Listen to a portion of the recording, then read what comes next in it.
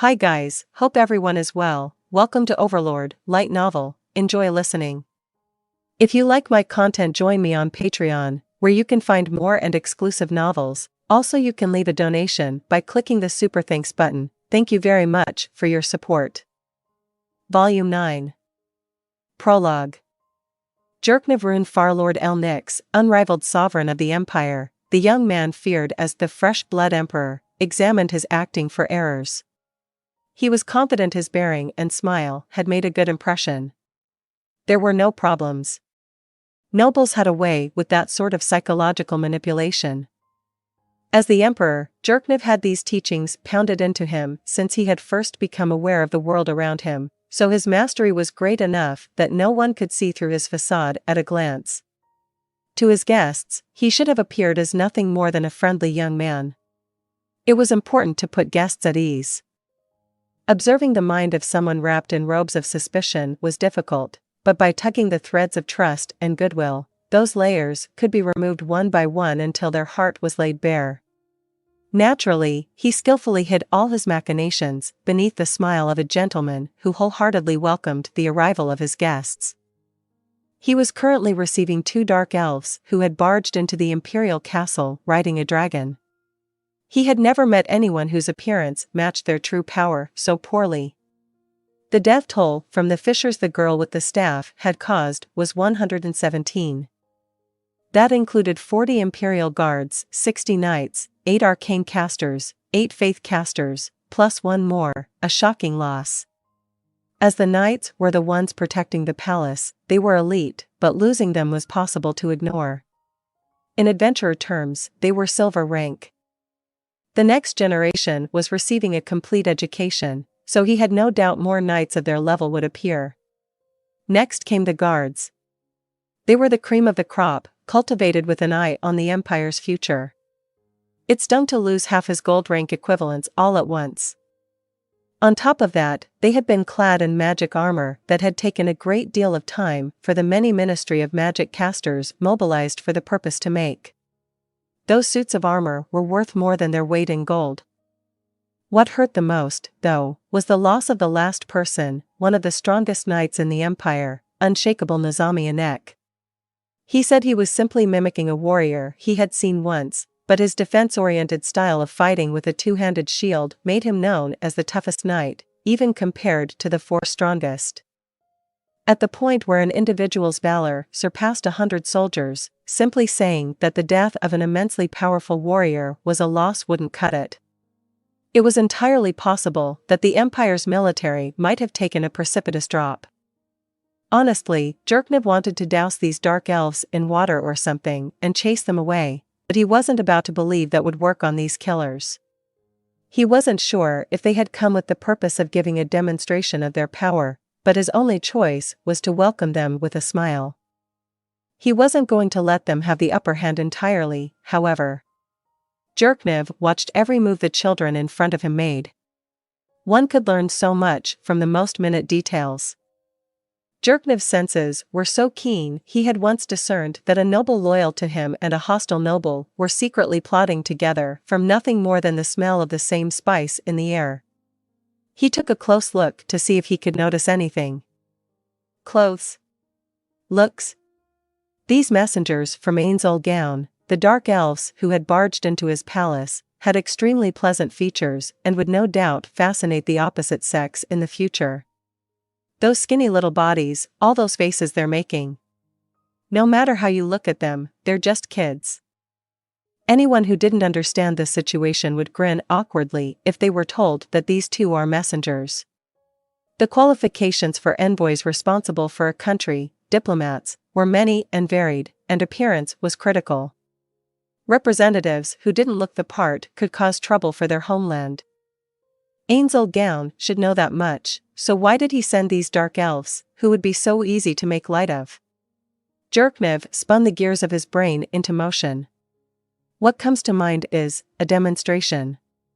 He knew we would underestimate them, and that would give him a way to show us a bit of his power. The larger the gap from the impression they make, the greater the shock we'd feel, but then wouldn't riding in on a dragon have the opposite effect? A dragon is pretty impressive. Or were these two the only ones who would make good messengers? Or is there some other reason? Shit. I can't tell what his aim is. I don't have enough information. Several ideas came to mind but left just as quickly. For starters, I need to prioritize gathering information about this Ainz Ooal Gown. I won't get anywhere without that. Then I'll need to study how far he can be pushed, taking care not to upset him. Only a fool ruins negotiations by angering the other party. First, he needed to learn why they had come. The pair of dark elves had declared the Emperor sent some rude guys to the great tomb of Nazarick and committed the atrocity of killing over 100 people in the courtyard, but he needed to know if that was based on actual intelligence or if they were trying to bait him. Considering the timing, the rude guys probably referred to the workers. In that case, there was no mistake about it being Jerknev who gave the order to send them in, but he had used a method with so many layers of conspiracy that not even the J of his name would get out. How had they? How had Ainz Ooal Gown seen through his plot? His attitude would change depending on the answer. Since they said they've come as messengers, this could be a chance to get some information out of them. I've got to keep my eye on even the slightest moves they make and figure out what they're after. Their patron was someone who wouldn't hesitate to barge into a country and use his power to threaten its ruler. One misreading could end in death. Jerknev wasn't interested in any more earthquakes. He turned his focus to the room next door. Normally the adjacent room would be crammed with guards, and he would have several in this room as well, but not today. Even if there were 50 guards, the most he could expect would be regret that he got them all killed. Instead, he had only 5 people accompanying him. One was Lightning Bawud Peshmel. One was the greatest caster in the Empire, whom Jerknev trusted more than anyone else, Flutter Paradine. The other 3 were secretaries Jerknev considered to be outstanding. Meanwhile, he had ordered the guards to dig along the fissure scars. He knew there was no point in recovering the bodies themselves. No one in the Empire was able to use resurrection magic. Their adamantite-plate adventurers weren't that powerful, and neither were their priests. About the only nearby places home to powerful humans were the kingdom and the theocracy.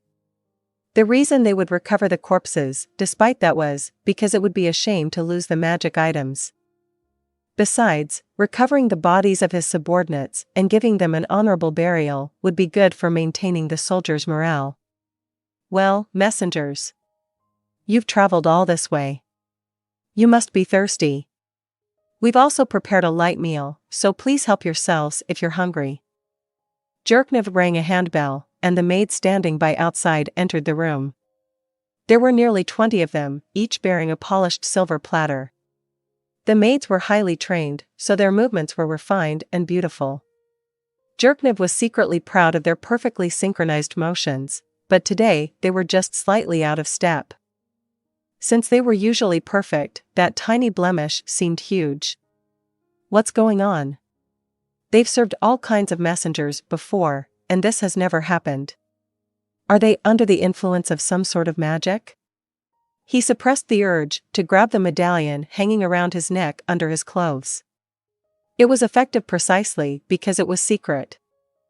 People knowing he had it equipped would only be a disadvantage. Noticing the maid's gazes wavering over the 2 dark elves, he realized what was causing their mistakes. So that's what it is. The beauty of these creatures has taken their breath away.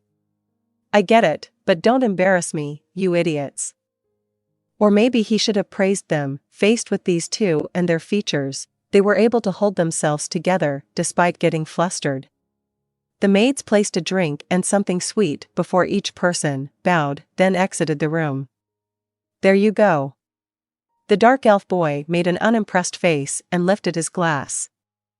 It was a fine item, clear, with intricate details. These sorts of ornate glasses weren't Jerknev's style, but he still owned a few out of necessity. The dishes used to welcome messengers were a show of a nation's power while also signifying how important the messenger was. The dark elf boy took a sip of his drink. No hesitation. If he's not wary of poison, does that mean he has magical defense against it? Or did he just infer that I don't have those sorts of intentions? Could there be some other reason? The girl didn't hesitate either. It's not very good. And it doesn't seem to have any special effects either. For just a moment, the boy's pronouncement was a refreshing surprise. No one ever talked to Jerknev like that. Not even when he was a child. When the surprise faded, a bit of anger welled up. Damn brat, don't you have any manners? Of course, he wasn't foolish enough to let even a hint of his annoyance show. I'm sorry. He smiled at the boy. If you tell me what sort of drink you like, I'll have them prepare it. No special effects. Like poison? Was he hoping it was poisoned? What did he mean by that? I doubt you guys can make the sort of thing I like. Don't be rude, sis. Is that rude? Maybe, sis? So she's a girl, not a boy? I guess they're sisters, then? Once he'd been told she was a girl, she started to seem like one. So why is she dressed like a boy? Well, it's probably easier to move in those clothes. Kids that age sometimes have an androgynous air about them. That one couldn't be a boy, could it? No, not with that outfit, there's no way. Plus, she seems so docile. Jerknev wondered if he could bring the girl with the staff over to his side or use her as a mediator to give the Empire an advantage, but since he didn't have enough information about her, he couldn't think of any good ways to make that happen. For starters, it wouldn't do to forget that as meek as she looked, she had committed an atrocity. A clumsy attempt would be the same as sticking his hand in a sleeping dragon's mouth. It all comes down to gathering info. I need to think of a way to see their hand as soon as possible. Now then, messengers, I gave you my name once before, but allow me to reintroduce myself. I am Jerknev Rune Farlord El Nix of the Baharuth Empire. I've heard Miss Fiora's name, so might I have yours? I'm Mare Bello Fiore. Thank you. Earlier, Miss Fiora, you said, Lord Ainz is not amused. So if the Emperor doesn't come to say sorry, we'll destroy the country. Does this mean I need to go to the Great Tomb of Nazarick to apologize? The simple reply was given coldly. There hadn't been any warmth in this Aura's eyes in the first place. He couldn't feel from her anything beyond what a human would feel for a bug. Now, here's the problem. What she was saying was true, but how far should he admit that to be the case?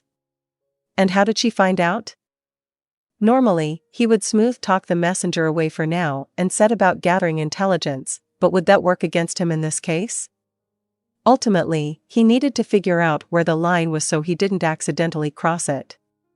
By the way, was it Sir Ainz Ooal Gown himself who ordered you to come here? Aura and Mare both looked puzzled. Yes, but what does that have to do with anything? I just wanted to confirm. Jerknev got to thinking. Who is Ainz Ooal Gown anyway? Dark elves, a tomb, and a dragon, it's a jumbled mess. What do they have in common? Maybe dark elves living in the Tove woodlands moved to the ruins on the plains? And the dragon is a monster the leader of the dark elf tribe commands? Jerknev shook his head to clear out the speculation. I can let the bards spin the tales. My job is to reach an accurate conclusion based on the information I collect. The only thing he was certain of so far was that his adversary had to have been gathering information in the Empire somehow. He probably controlled quite the intelligence net, or... Is this Ainz Ooal Gown skilled at data analysis? Then I need to check something. Did he order you to barge in here on a dragon? Yes. It was Lord Ainz's order. I see. What's with all the weird questions? Are you gonna come apologize or what? If you're not, we'll go tell him you refused, then come back to destroy the country. There was a saying that went, dragon eggs can only be found in dragon lairs. It meant that great achievements and success were impossible without the corresponding risk. Jerknev followed that advice and steeled himself to take a step forward. Of course I'll go. I don't recall sending anyone to a place called Nazarick, but it's possible someone beneath me independently made some poor choices. As the one at the top, I must take responsibility for my subordinates' actions. From the edge of his vision, he saw the eyes of the three secretaries widen and flutter, nodding that he had made the right choice. Okay. Then shall we get going? Wait. I'm fine with going, but I'm the ruler of the empire. I can't up and leave the country so easily. If I could have 2 or 3 days, he glanced at the messenger's expressions and gathered that a few days' time wouldn't be a problem, to clean up urgent matters, plus time to get ready and prepare a gift for Sir Gown, so maybe 10 days, 10? Isn't that kind of a lot? With 10 days, I should be able to put together a suitable gift. I wouldn't want to be rude by offering something too simple. I also need time to figure out who is responsible. The empire is vast. Investigations take time. A gift.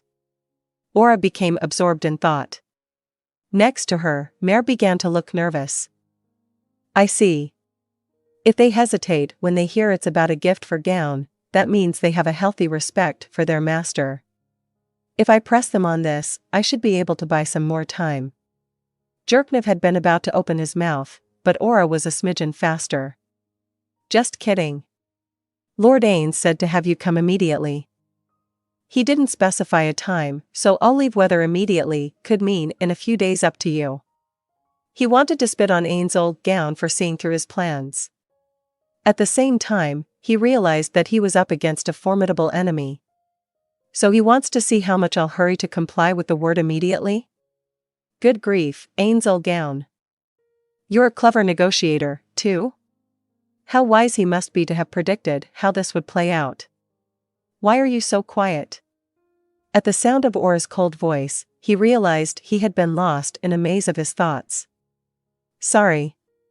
I was just thinking what sort of present I could give him if we didn't have much time. Well, whatever. So will you answer my question? When will you come to the great tomb of Nazarick for your audience with Lord Ainz? He ignored Aura's blatant provocation. I'll get everything ready and head over there in 5 days. Okay. That's what I'll tell Lord Ainz, then. By the way, did you want us to dig up the people buried alive?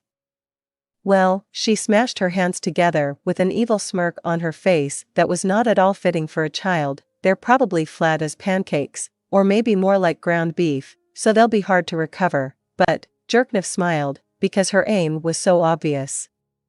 Humans showed their true natures when emotions were running high. She probably wanted to provoke him and see how he would react. It was a technique Jerknev himself used from time to time. In situations like this, it was effective to betray an opponent's expectations. Thank you. That would be a big help. He smiled his first genuine smile in response to the disappointed look on Aura's face. End of prologue. If you like my content, join me on Patreon, where you can find more and exclusive novels. Also, you can leave a donation by clicking the Super Thanks button. Thank you very much for your support. Chapter 1. Verbal Warfare. 6 splendid carriages raced across the plain. Despite running over grass, they were surprisingly stable. First, there were the wheels. They were a magic item called comfortable wheels. Not only that, the body was equipped with a magic item called lightweight cargo.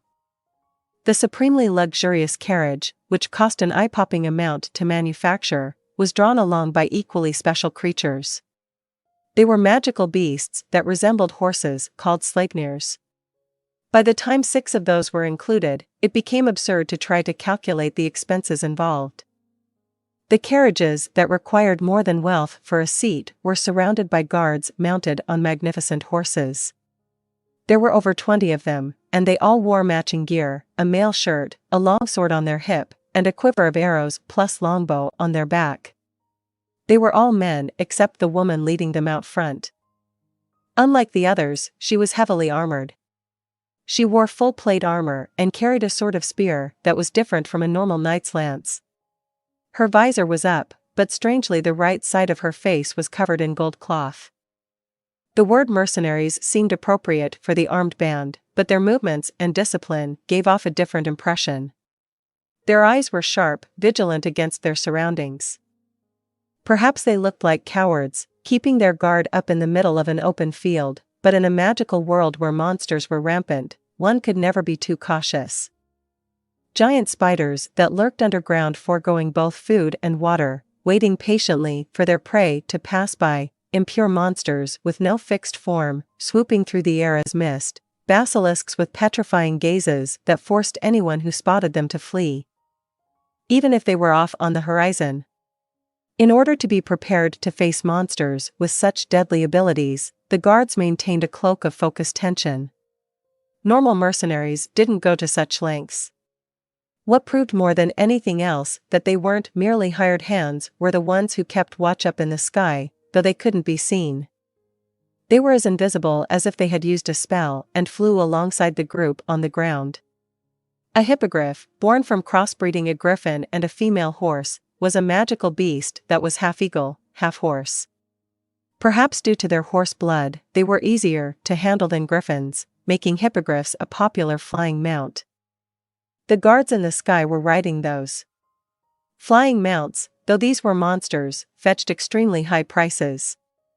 It would be impossible for mere mercenaries to collect so many. Yes, they were dressed as mercenaries in order to deceive all manner of observers. The landbound group consisted of Imperial guards. The airborne group, equipped with incredibly precious magic items that made both the wearer and their mount invisible, had drawn its members from the elites of the Imperial Air Guard. Naturally, the owner of the carriages was the Baharuth Emperor, Jerknev Rune Farlord El Nix. There was a number of reasons they were outfitted that way, but the most important was that it was unacceptable for the emperor to violate the border by openly bringing his knights into the kingdom.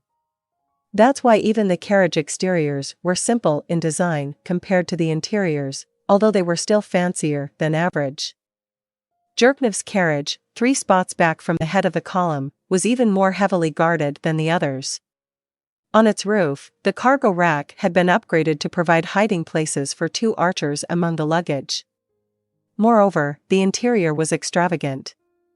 It was less like a carriage and more like luxury accommodations on wheels. Both the walls and floor were covered in soft carpeting. The seats facing each other were equally soft, designed so that even long journeys didn't get uncomfortable. There were 3 people riding with Jerknev. 4 people might sound like a crowd, but that thought occurred only to people who had never ridden in a luxury carriage. In reality, the 4 men had plenty of space. Majesty. Your Imperial Majesty, perhaps you should wake up. The voice roused Jerknev from his nap. He rubbed his eyes with his thumbs and forefingers before emitting a huge yawn. He stretched his back. Loosening up his body felt good. Then he yawned again. You were sound asleep, but it seems you're still tired. The voice that woke Jerknev from his pleasant nap belonged to a secretary permitted to ride in the carriage with him, Rionette Vermilion. He replied with a shake of his head. No, I'm not. I'm groggy but not tired anymore. But wow, I haven't had a nap in a while, probably since I was a kid. When I'm at the palace, I have mountains of work I have to do, but on this trip, there's nothing. This is the first time I feel grateful to Gown. Yeah, you're always busy doing something. Why is that? The one who spoke to him as if he weren't the emperor was the leader of the 4, Bawood. Really, the tone alone warranted a frown, but no one in the carriage did anything. Jerknev smiled wryly at his overly familiar but supremely capable subordinate. It's all that fresh blood emperor's fault. He pushed reforms through so fast that a lot of things are behind schedule. What an idiot. There should have been an easier way to go about it, maybe gathering more capable people beneath him beforehand. You guys should tell him off for me next time you see him. But make sure you have an alternate suggestion in mind. Now everyone in the carriage wore the same wry smile as Jerknev. Originally, it was the nobles, especially court nobles, who performed administrative duties for the empire. That was because education was limited from childhood, for a variety of reasons including monetary, to members of the aristocracy. Of course, the privileged class also had a vested interest in maintaining that system. But because Jerknev purged the nobility, there were fewer civil servants. The main concern was that, since he was carrying out reforms, the amount of work had actually increased. As a matter of course, the workload per person grew, and that was true for Jerknev, too. The fresh-blood emperor had disposed of a great many inept aristocrats, hence the nickname, but it was only afterward that he realized even useless people had roles to perform. Still, he had no regrets. There was no other time to perform the purge. If he had waited for the perfect chance, command of the knights would have become splintered among the various great nobles, rendering his father's death meaningless. It was because of the purge that the empire had a future. Women suffer to bear children. His heavy workload was his suffering to give birth to a new empire. If he overcame it, he would gain something precious. By association, this line of thinking brought Jerknev's own offspring to mind. He wasn't married, but he had children. Since he had no empress, they weren't mistresses, but rather women whose company he enjoyed, and they had produced babies. Unfortunately, he didn't feel any love toward the children, but he hoped that one of them would be exceptional, because if the woman he made his empress in the future gave birth to someone who wasn't capable, he could swap that child in. But keeping the emperor constantly busy isn't the proper path our country should take. I want to cultivate civil servants and return as soon as possible to the emperor's original role of giving general orders. And I don't want to put my heir, the future emperor, through this kind of hardship. After all, I wouldn't want him to blame me for burying him in work. The current empire hinged on the talents of one remarkable individual. No, perhaps it was more accurate to say that Jerknev had constructed a magnificent building using the scaffolding built by exceptional predecessors. But the next emperor and the emperor after that weren't guaranteed to be so brilliant. Though he didn't say it aloud, Jerknev wanted to build the kind of empire that could function without issue as long as the ruler had some semblance of ability. That will be difficult. You've become an absolute ruler. I'm not sure you would be able to rule in the same way as previous emperors. Vermilion. It's your job to make it happen. It's only natural I have final say. That's what previous emperors hoped for and the result of the politics they practiced. But even if I have absolute power, it's not right for me to micromanage. I mean, what would be the point of having civil servants, right? Did you leave your brain behind somewhere? He definitely didn't forget it at the Imperial Magic Academy, Your Majesty. Flutter, the one in charge of the Ministry of Magic that managed the academy, chimed in to say they'd never turned out anyone so stupid. Yeah. You're right about that, Gramps. Jerknev cleared his throat and refocused the atmosphere. As of my reign, the empire has regained its youth, it's a baby. I'm destroying the old to let in the new. As you say, Vermilion, until the country matures somewhat, I've got my work cut out for me, but if it stays a child forever, that's a problem. I need to come up with a plan so that when I set a general policy in the future, I can rest assured knowing the civil servants and military officers will reliably execute it. Countries that relied entirely on a single absolute individual were weak. Jerknev knew that. Rionet bowed his head in understanding, showing his hair, thinner than his age, would imply. The next emperor. Right, are you planning to have a kid with her? He knew immediately which her Bawud meant. After all, Bawud held a high opinion of only one of his women. Jerknev chose his companions based on their faces and their parents' standing, but there was one case where he ignored all that. She had not been selected for her looks or her upbringing but for her brain, and she was the only one of his companions who he allowed to comment on politics, granted, not publicly but in bed. Initially, he had no interest in sleeping with her. That had been her idea. He would have been happy to make her his empress. No, she doesn't want that.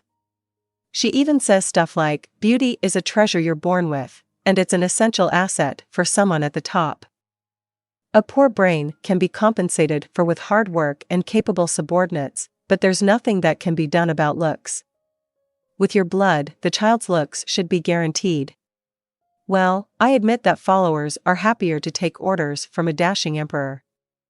So it really does work that way. Jerknev wouldn't know, since there was no one in a position higher than his. No matter how ugly someone was, if they were exceptionally capable, he would use them, and personally, he'd consider putting them in an important post. It's certainly preferable to a toad on its back. Your Imperial Majesty, I'm sure you prefer the woman riding on top of you to be beautiful, right? Well, I suppose. I guess I sort of get it, but really? He cocked his head, something didn't quite make sense. I imagine you're thinking where to get your empress from? Jerknev frowned at Flutter's question. If it's a choice between here or elsewhere, then I'd pick elsewhere. There's no point in taking a wife from the Empire at this point. It would have to be a foreign girl. I'm expected to go after that unfathomable one. Flutter stroked his beard. Princess Renner? Jerknev winced as he nodded. The third princess of the Riestai's kingdom, Renner Thier Chardilon Railvay's elf. Known as the Golden Princess for her famed beauty, she had nonetheless maintained her #1 rank on Jerknev's list of most hated women for several years running. On the other hand, someone he did like was the Mayor Kabelia of Bibard, one of the City-State League's leaders. I never have any idea what she's thinking. When I hear what she's been up to, I get the strange feeling she's failing, because that's what she wants. There can't really be a person like that. That's what he wanted to think, but Jerknev was well aware how complex and bizarre humans were. If she was aiming to fail, what was her reasoning? When he tried to analyze Renner's thoughts, he got a horrible feeling like he was becoming more and more tangled in a spider's web. Won't someone just assassinate that weirdo for me already? If that's an order, I can call on YGGDRASIL right away. YGGDRASIL was a gang of assassins, named after one of the 13 heroes, that had been spotted in the eastern parts of the Empire and around territory belonging to the city-states. Apparently, they worked in mysterious ways. The Empire had been sounding them out to see if it could bring them under its wing, but had yet to receive a favorable response. No. I need her to pass on her earth-shattering knowledge. It's better for me to keep her alive than to plot her murder. Has that woman already figured that all out? Could she have thought that far? Jerknev sighed a who knows, considering that it was actually plausible. A spy in the kingdom was relaying the things Renner said. Some of the plans she proposed impressed him. He knew they were great ideas, because they worked well in the Empire when he employed them. It wouldn't benefit the Empire if anything bad happened to her. Sometimes the timing of her proposals made it seem like she was reading the movements of the Empire. But that would mean somehow she was observing the Empire with no agents to act as her eyes or ears and cleverly maneuvering based on what she learned. Jerknev wanted to win over even the captain of the Royal Select, Gazef, but Renner's unfathomable nature made her unappealing. Well, if Renner died, the kingdom might not suffer much from the loss, but if your Imperial Majesty died, our country would disintegrate. The Four can protect you from assassins, but we can't do anything about other dangers, so please don't work yourself too hard. Of course. Until I establish a solid administrative organization in the Empire, I have to stay alive no matter what. Losing the absolute leader of the administration at this juncture could mean the collapse of every step of progress he had accomplished so far. Exactly how large would the Empire grow in the future? Anyone with malicious intentions would surely do their best to eliminate the Emperor as soon as they realized, especially if they were from a neighboring country like the Kingdom or the Theocracy. In fact, the reason the Empire wanted control over YGGDRASIL was to deploy them as counter-assassins. Right. We can't lose you now. We're on guard against poison and physical danger because we always have a faith caster nearby, but the lack of someone truly skilled for the job is worrisome. I would have taught someone myself, but I'm not very skilled with faith magic. Your talent is being a wizard. You can't be an expert at everything. Yeah. We requested the Theocracy's cooperation in recruiting someone, but didn't get a very good reply. What if we had the believers in the four gods and the minor deities compete to see who's best? the empire could reward the shrine that achieves the best results. Competition would naturally lead to technological development. But Rionette shook his head so hard in response to Jerknev's suggestion that his hair became a mess, sticking to his forehead. That would be too dangerous. Each shrine in the empire exists by virtue of donations and the hard work that goes into developing products to sell, all using their own techniques. If the government was to pressure them or try to strike a deal, it would inevitably spark opposition. I see. Well, then again, if we controlled the shrines, the empire would be more powerful. In that sense, the theocracy has an enviable setup. It must have been accomplished hundreds of years ago, but I wish I knew how they managed to do that. Faith magic is tied to the health of the masses, as well. In any case, I think it's great how Your Highness takes anyone with magic ability, faith or otherwise, and bestows knighthood or an education upon them. If you only beat on monsters with swords, you end up with a lot more fatal wounds. Bolwood had experienced a close call on a monster extermination mission once in the past. He groaned before continuing, "Personally, I wish we had resurrection magic. Then we wouldn't have to worry so much even if one of our best died." Is it true, though, that resurrection spells sap life force and render normal people into ashes? Hearing this, Flutto leaned forward. Whether it was because he was in charge of the Emperor's education or because he loved to talk about magic, he tended to join conversations at times like these, his eyes glittering. The problem was that he had a tendency to drone on forever. Jerknev made a bored face in a way that only Bolwood and Rionette could notice. It is. The Tier 5 Faith spell Raise Dead depletes a large amount of life force. Supposedly at higher tiers, less vitality is required, but it's believed no one can use such an advanced spell. I've heard that ancient magic of the Dragon Lords can bring someone back without loss of life force, so can the Queen of the Dragon Kingdom do that? Good question, Vermilion. It's said that she can use ancient magic, also known by other names such as primeval magic or spirit magic, since it's public knowledge that she has blood of the Brightness Dragon Lord in her. But whether or not she can perform resurrections is a mystery. The structure of primeval magic is completely different from today's techniques, so there's no way for those of us who can only use modern magic to know. When Flutter finished speaking, he glanced at Jerknev. Concerned his annoyed face had been noticed, Jerknev panicked for a moment but relaxed when he heard Flutter's next words. I'd really like to do some research on ancient magic. If someone with the blood of the Brightness Dragon Lord can use it, then lineage is clearly an important factor. If you take an empress, I think you should choose someone close to that queen. Give me a break, Gramps. I have no interest in that old piece of mutton trying to pass as a lamb. He was absolutely not marrying his second most hated woman. And although he didn't have any love for his children, he wasn't so cruel as to consign them to a life as guinea pigs. Although, when weighed against the benefits the country would reap. Just then, there was a knock on the carriage door. For defense against detection by intelligence magic and physical attacks, the carriage was metal-plated. Consequently, it had no windows. Bolwood opened the door slightly to take a look outside, or more accurately, to check who was knocking. As long as they were surrounded by knights, it had to be an ally, but it never hurt to be cautious. Your Imperial Majesty, it's Lena's. Open the door. When the door opened, in blew fresh air off the plane, causing the hair of the humans inside to stir slightly. Given the season, the wind should have been cold, but the air that entered the carriage was a warm, comfortable temperature. It went without saying that it was due to magic. The one riding alongside the carriage was the woman who had been at the head of the line earlier. Excuse me, Your Imperial Majesty. It was hard to hear her over the wind. We can't talk like this. Get in. Forget the conventions.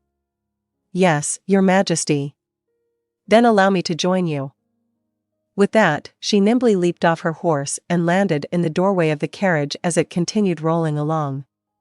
She acted as if this was nothing special, but considering how she was clad in plate armor and her horse was moving at a full gallop, her athleticism was readily apparent.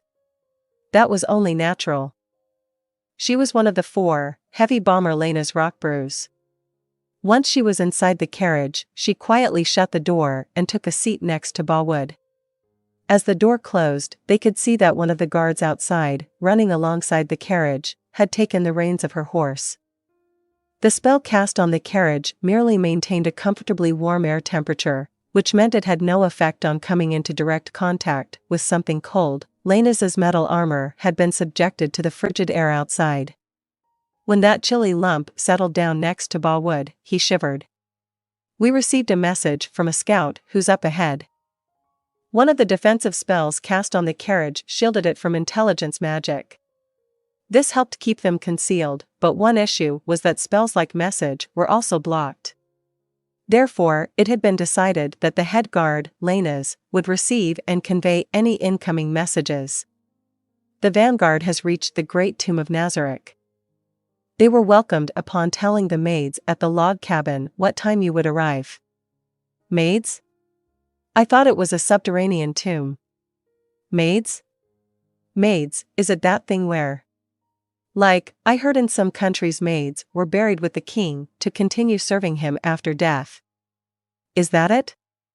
Or did dark elves who left the forest move into the tomb? Unfortunately, the message didn't go into that much detail, Your Imperial Majesty. I just don't get it. The forest isn't part of the human realm, so there's no known history, but... Well, I want to believe they won't act like those monsters who visited the Imperial Palace, but tell our troops to stay on their toes. It's just as you say, Your Imperial Majesty. Considering the power of those messengers, we may be heading into an unknown world. Please exercise caution. If anything happens, please come for me directly. You mean run away using teleportation if it comes to that? Flutter's smile was affirmative. We'll buy you the time you need. No matter how many opponents there are, we'll make sure Your Imperial Majesty has enough time to escape. Bawood grinned, but Lena's didn't say anything. It was less tacit agreement and more silent disapproval, but no one said anything. For starters, she was one of the four, but she hadn't sworn allegiance to Jerknev. Serving Jerknev merely benefited her as well. If someone who could better grant her wishes appeared, she would immediately abandon her current position. In other words, Lena's was his least loyal knight. Since the four had been selected on strength alone, personality and devotion weren't considered significant factors, but it was true that no one was less dedicated than her. The reason he had brought her along to command his guards, despite that, was because he needed to leave Stormwind Nimble Arkdale Enoch behind, meaning he had no choice. If Unshakable were still around, he probably would have been here instead of Heavy Bomber. Excuse me one moment. Lena's took a handkerchief out of her pocket and brought it to the right side of her face. The thing that looked like a golden cloth covering half her face was actually her hairstyle. She wiped beneath it. When she finished, the handkerchief had been stained yellow. It was soaked with pus. I'm going to put myself first, so I'm sorry, but please forgive me. Yeah, that's fine. That's what I promised when I had you become one of the four, or rather, it's the deal we made. I see. That's what you'll all be doing, then? In that case, I'll just curl into a little ball somewhere and stay out of your way, Rionette declared in all seriousness, trying to change the mood. He got a laugh. So at our current speed, how many more hours until we reach Nazarick? In response to Jerknev's question, Rionette took a watch out of his pocket and checked the time. Then he looked at Lena's and waited for her to nod before speaking. Everything is going according to plan, so we should be there in about an hour. Is that so? Well, I'm looking forward to it. Shall we see what this Ainz Ooal Gown is really like? Jerknev's carriage slowed and came to a halt. Still, he couldn't disembark immediately. It was a bother, but a certain degree of preparation was necessary to maintain the proper decorum. Normally that would be the responsibility of his servants. Perhaps it would have been better to wait for the other carriage carrying the maids, but they didn't have that kind of time. After all, Jerknev had come to apologize. It wouldn't be very smart to keep the messengers waiting. After straightening his clothes, Jerknev donned his cape. It was an extremely valuable item made from the pelt of a magical beast imbued with defensive magic. Once he put that on, no matter how cold it was outside, he wouldn't feel a thing. After securing his scepter on his hip, the bare minimum of preparations was complete. Jerknev examined himself once more to make sure his appearance wouldn't be embarrassing. He was about to engage in verbal warfare with Ainz Ooal Gown. The word embarrassing wouldn't cut it if there were any blemishes in what was essentially his combat gear. Jerknev would have loved it if his opponent underestimated him due to poor observation, but he couldn't allow it to happen because his clothes were shabby. Then, right as Jerknev nodded in satisfaction, a knock sounded as if on cue. "All right, Your Imperial Majesty. I'll exit first." "Thanks." Following the brief exchange, Bolwood reached for the door. He opened it grandly, in a manner worthy of the carriage transporting the Empire's supreme ruler. Just in case, Rionette shielded Jerknev, putting his body squarely in the opening. Beyond Bolwood, Jerknev caught a glimpse of their surroundings. The first thing that registered was the grass. Then he noticed the guards lined up facing one another. Farther back, he could see a swelling in the ground like a hill, along with a massive barred gate that seemed to be partially buried underground. "So is that the entrance to the Great Tomb of Nazarick? This is different from what I heard, but I guess it's within an acceptable margin of error." Following Bolwood, who lined up with the rest of the guards, Jerknev exited the carriage. He took a deep breath. Although the fresh air flowing into his lungs must have been cold, Jerknev, protected by his magic garments, felt only the pleasantness of the optimal warmth. With a heavy exhale, he turned to look at his subordinates.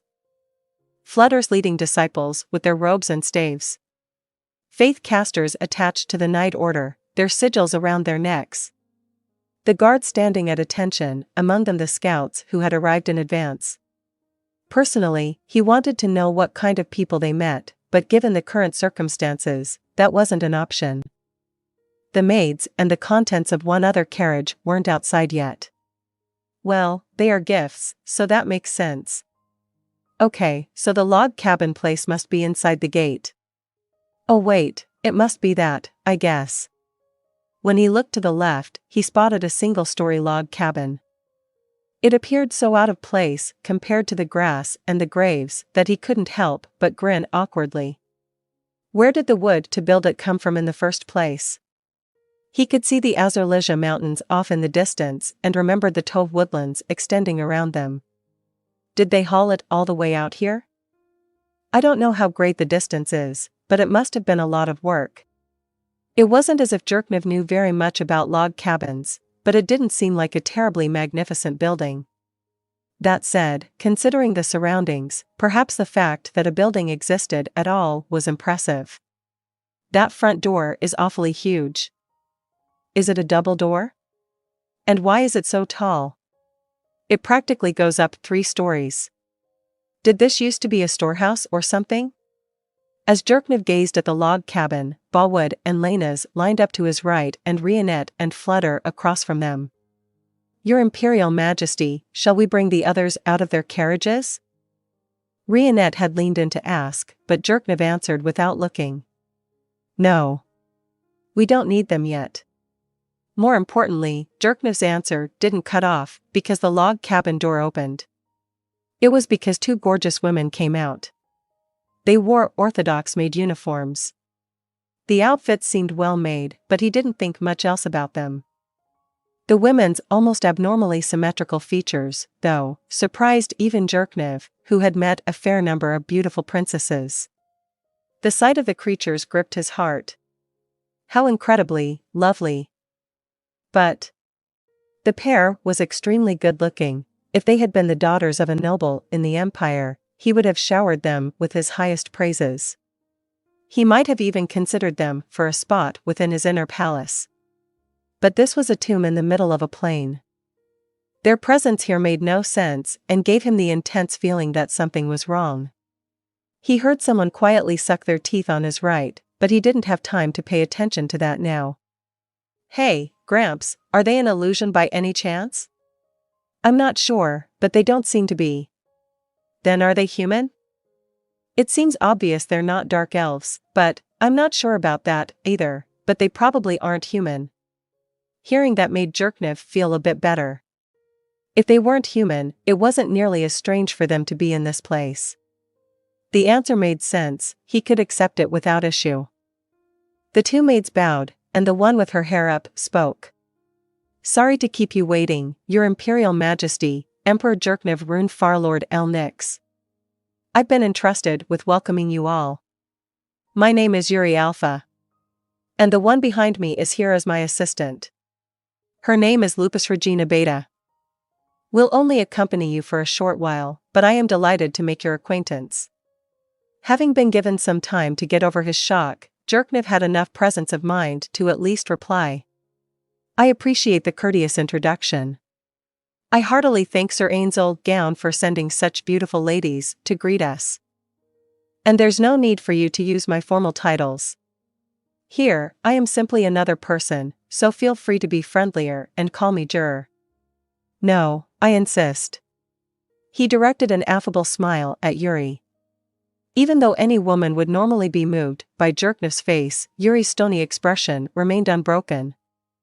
He had been paying close attention to her eyes to see how she would react, but he did not notice even the slightest ripple. Was he not her type? Or was she one of those girls who didn't mix business and pleasure? Maybe it was because she was currently busy serving her master? I can't get a read on her. I wanted to at least make a somewhat good impression, but I guess it'll be tough. I'm pretty confident I make good company for a woman, though, if what Gramps said is true, then maybe she's not human.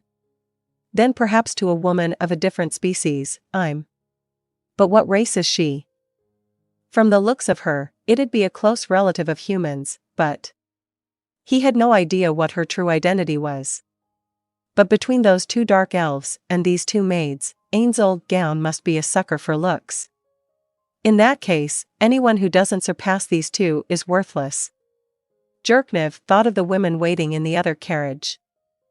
They were the daughters of nobles, all beautiful enough that Jerknev could boast, and he had brought them along to present to Ainz Ooal Gown as a gift.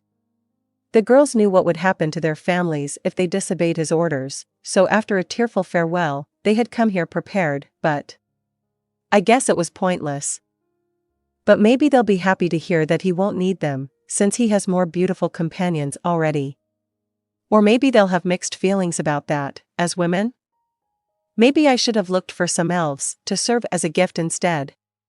He knew there were elf slaves in the Empire, but the reason he didn't seek them out was because he didn't have enough time, and also because he planned to use them in future deal-making, not with Ainz Ooal Gown but with Mare in secret negotiations. If he could strip that timid little girl bare and find out what made her tick, he suspected he could get her to do his bidding. In exchange for liberating enslaved members of a closely related race, I could ask her to do me simple favors behind Gown's back. Then I could threaten her with the fact that she has been keeping secrets from her master and get her to carry out minor requests. After that, I'd just keep increasing my grip on her. That was my plan, but as Jerknev was reviewing his unhatched chickens, Yuri addressed him. You jest. Our master, Lord Ainz Ooal Gown, ordered us to extend the highest courtesies to your Imperial Majesty, so please forgive me if I let your kindness go to waste. Is that right? Well, that's too bad, Jerknev joked with a shrug of his shoulders. But whenever you like is fine. Speaking of Sir Gown, where is he? He's currently getting ready to meet you. Please wait here a little longer. I see. Where can we wait? In the log cabin? No, here, please. Jerknev looked up at the sky. It didn't seem like it was going to rain, but the sky was covered in dark clouds. It definitely couldn't be called good weather. Moreover, though Jerknev himself couldn't feel the cold, it was still winter. What would she have to be thinking to make guests wait outside? She was probably trying to send a message about who was superior. Jerknev had already been relegated to the lower position when he had been summoned to Gown's residence to apologize. With this follow-up blow, it seemed Gown was quite devious. I see. He narrowed his eyes. Understood. Then I'll return to my carriage and wait there. Jerknev sensed indignation well up in the eyes of several guards. They must have thought it was rude to keep an emperor waiting, even if this was a neighboring country and the territory of a potentially hostile force. But no one said a word. If their master accepted it, it wasn't their place to object. Or is it because they know what kinds of atrocities those dark elves are capable of?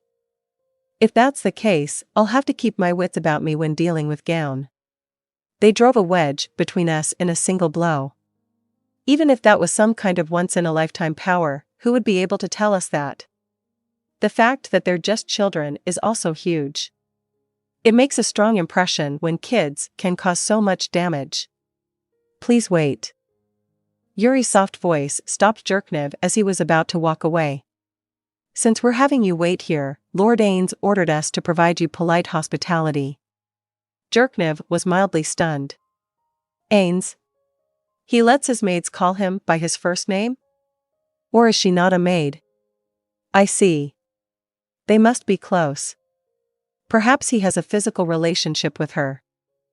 Well, any man could understand why. It'd be hard to keep your hands off a woman that gorgeous. Sensing they might get along, Jerknev gave exaggerated thanks. Well, in that case, what sort of welcome have you prepared for us and where? Allow me to make preparations. First of all, the weather doesn't seem very good, so we'll start with that. What do you? Jerknev wasn't the only one to shout in surprise. The casters, the guards, Ballwood, Lena's, Flutter, everyone present couldn't help but emit a shocked cry. The overcast sky slowly began to change. As if they were being cleared away by a giant hand, the dark clouds overhead disappeared. It was obvious the flying hippogriff riders were in a panic. What? It feels warmer now, you too? I'm not imagining things? Hearing his guards talking, Jerknev removed his cape and cancelled the spell that protected him from adverse temperatures. Your Imperial Majesty. Rionette was shocked to see him remove his cape, but Jerknev didn't have the composure to reply. What in the world? The hell did they do? Gramps. What is this? Jerknev abandoned his calm and turned a twisted expression on Flutter. Comfortable springtime air surrounded them. There was no trace left of chilly winter. This sort of feat hadn't been covered in the magic education he received from Flutter. So what could it be? It must not be arcane magic. Druid faith magic includes control weather, but, having gotten that far, he broke into a smile. Control weather is a tier 6 spell. As far as I can tell, it's not merely the weather, meaning this must be higher tier magic. Amazing. Is this the power of that dark El, the messenger? If so, assuming it was the same caster who created the fissure that swallowed up his guards, then it was understandable. He sure hoped it was the same caster. He didn't want to believe there could be a large number of people with similar abilities. That would be a nightmare. Perhaps, but there's no proof. Flutter's amused tone bothered Jerknev. His teacher was brilliant and he respected him, but when magic was involved, Flutter had a tendency to turn into a good-for-nothing. It was times like this that the old man really got on Jerknev's nerves. Now that your wait will be more pleasant, I'll move on to the next order of business. Paying no mind to Jerknev's annoyance, the maid indicated there was still more to come. He wanted to tell her to stop, but he managed to control himself. He wanted to beg her not to disturb them any further, but his pride as the emperor of the Baharuth Empire held him back. All right. Come on out. At Yuri's order, the door to the log cabin opened and something gigantic came out. Someone's shriek rang out. It was a strange cry like a chicken being strangled. When they realized who had screamed, it wasn't only Jerknev who felt a ripple of alarm. He thought he was dreaming. The one who had emitted such an unthinkable noise was none other than the Empire's principal court wizard, Triad caster Flutter Paradine, said to be as great or perhaps even greater than the 13 heroes. A man of that caliber was staring in shock at the things that had just emerged from the log cabin, his eyes big as saucers. Several more shouts went up, all from Flutter's leading disciples. This is absurd. Those are. I can't believe it. It can't be. Watch out. They'll attack. Defensive magic. Authorize us to cast defensive magic. The disciples were getting into attack stance when Flutter snapped at them. Silence. Stop that racket. The beings that appeared from inside the log cabin were so shocking that everyone's eyes were drawn to them. They were unmistakably grotesques, monsters clad in black armor. Their bodies were strangely large, their silhouettes sinister. It was as though a god had extracted all the violent tendencies of humans and malevolently given them solid form. Though their decayed faces wore no expression, their eyes gleamed with an obvious hatred for the living. There were 5 of them. At the head of the group was one monster carrying a marble table, while the 4 behind it were each skillfully holding multiple chairs. The creatures displayed no outward sign of hostility, almost as if to sneer at the vigilant disciples who had readied themselves for combat. A thud sounded. A disciple near Flutter had gone deathly pale and fallen weakly to his knees. No, there went another 4. Almost all of them had fallen into the same state, taking short, gasping breaths, their pale faces frozen in shock. It can't be. Of all the, no, it can't. Death Knights? He's commanding Death Knights? And that many of them? Jerkniv came back to his senses with a flash of understanding and shouted, Death Knights? What's a Death Knight? Gramps. Answer me. I heard that name a long time ago. Is it the same thing said to be deep inside the Ministry of Magic? Yes. Death Knight. He had heard that term before. Just one of the undead monsters had been enough to nearly throw the Empire into crisis. There was no answer to his question. Flutter was gazing at the Death Knights with wide-eyed delight. Realizing Flutter was of no use to him now, he strode roughly over to the leading disciples and grabbed one by the collar. What's a Death Knight? Answer me. Your Imperial Majesty, it is indeed the legendary undead held captive deep within the Ministry of Magic. Not even our master can tame it. All Jerkniv could do was laugh. Not a shred of his dignity as the Baharuth Emperor was left. It had been broken and scattered. What do you mean, legendary undead? There are 5 of them in front of us. Or do Death Knights come in packs and one is 5? Are you making fun of me? No. I would never. Someone stood next to him. When he looked, it was Balwood, one of the Empire's strongest knights. His face was pale and twitching. Your Imperial Majesty, please calm down and listen. Those things are bad news. I'm not even sure if all of us together could restrain even one of them. You should probably escape while you can. This is bad. Really bad. Look, my hands are, his hands were shaking. The tension on his face made it clear they weren't dancing with excitement.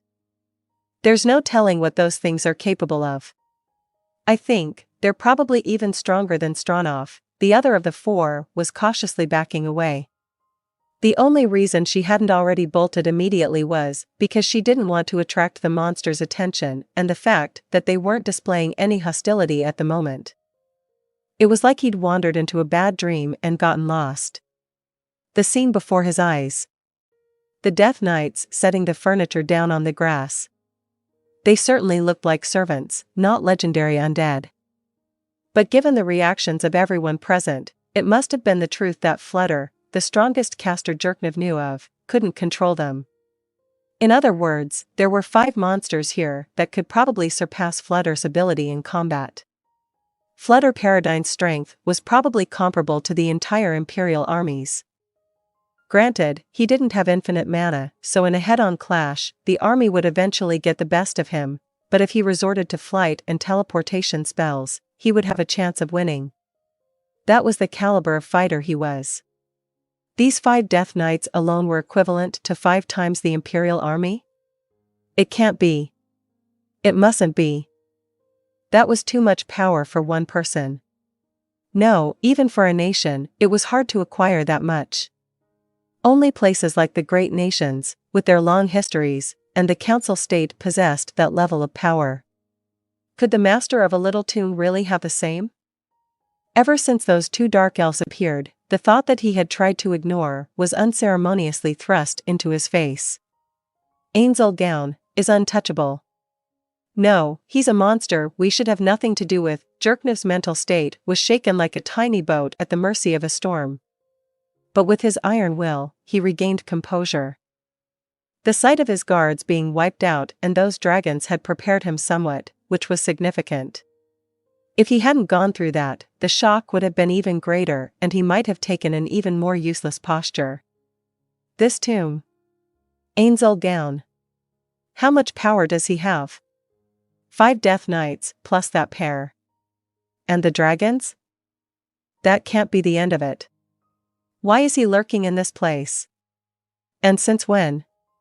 Or is he making a move because his preparations are finally complete? I've heard that when undead gather, larger undead spawn. Death Knights could spawn. Or, wait. Something even stronger than a Death Knight. This is bad. There's no time, but I have to think of some way to. Jerknev's thoughts were racing when Yuri said something that only deepened his confusion. Please don't worry. These are all Death Knights that Lord Ainz created. They are perfectly obedient to him, and since I've been given authority over them, they follow my orders as well. They won't harm you. Her words blew away the thoughts he had been trying to put together. He made them. Ainz Ooal Gown was capable of creating undead this powerful. It was a truth that plunged Jerknev into utter despair. The cost of creating such things must be astronomical. The fact that he had apparently met that price was horrifying. No, she's bluffing. There's no way he could do that. It's just a lie to make them seem stronger than they are. If not, Jerknev smiled. Everything was such a pain now. Yeah, I'm sick of this. I don't care anymore. This time we can just see what we're up against. That's fine. Right as Jerknev had given up on everything, giddy laughter erupted from next to him. The source was Flutter. It was clear from their expressions that the guards, leading disciples, priests, everyone except Jerknev, were in shock. Flutter Paradine was an elite caster, a hero whose culture and knowledge were unrivaled. He was a great man who, throughout Imperial history, had single-handedly defeated monsters threatening the Empire on more than one occasion. Many people respected him for his saintly countenance. Everyone present could be counted among his admirers. But at the moment, he was laughing with greed and desire that were unbecoming of such a legendary hero. There was power in that laughter. The aura of a hero. That was exactly the spirit he was hitting them with at that moment. The protective fatherly warmth he usually projected was gone. The magic within him was immensely powerful. He could defeat the 4 all at once. That was the magnitude of his heroic strength, but his madness seemed to deepen the more he laughed. It would have been stranger for the guards to not feel goosebumps. At that point, only the group from Nazarick and Jerknev were unfazed. He commands Death Knights. And so many of them. Wonderful. Marvelous. Splendid. Tears appeared in the corners of Flutter's eyes, and on his face was a broken smile. No. It was the true face of a man who had cast off his position as the Empire's principal court wizard in order to peer into the magical abyss. It had always been there beneath his heroic expression.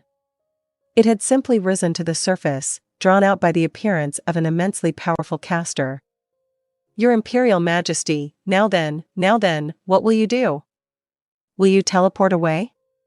If you flee now, I think you can make it, well, if the master of this land is generous, that is. Jerknev smiled at Flutter's sneer-like expression. That face fits you better, Gramps. Now, let me ask you a question, do you really think I would run away? A fissure opened along Flutter's face. The maniacal smile brought fear to all who saw it. Bravo, Your Imperial Majesty, or rather, my cute little juror. Disciples. Open your eyes. Be thankful, for today you will meet the greatest caster on the entire continent. See the peak, then strive to reach it. Flutter's disciples had gone pale, and the guards looked like they were ill after realizing the kind of being they were dealing with. They knew their friends had been killed, but when Flutter, the first legendary hero to make his mark on Imperial history, declared their opponent to be the greatest caster, the weight of that declaration sat in their guts like a boulder. Your Imperial Majesty, isn't this super bad? We're allowed to run, right? Bolwood was puzzled while Lainez was pleading. Jerkniv took a look around. Setting aside Flutter and his disciples, the guards were also growing tense, to the point where they could rout at any moment. It stemmed from the anxiety of having no plan to deal with either Flutter's odd behavior or the strength of the Death Knights. There's nothing we can do, is there? If you want to run, go ahead, but you won't be one of us anymore. I do hope we don't meet with the same fate as the workers who came before us. Lainez's grimace showed her teeth. Are you all right with that? Bolwood. Gramps, Flutter is the one with the most detailed knowledge of magic, and well, look at him. I think we'll have to leave it up to them. What about praying for good luck and making a run for it?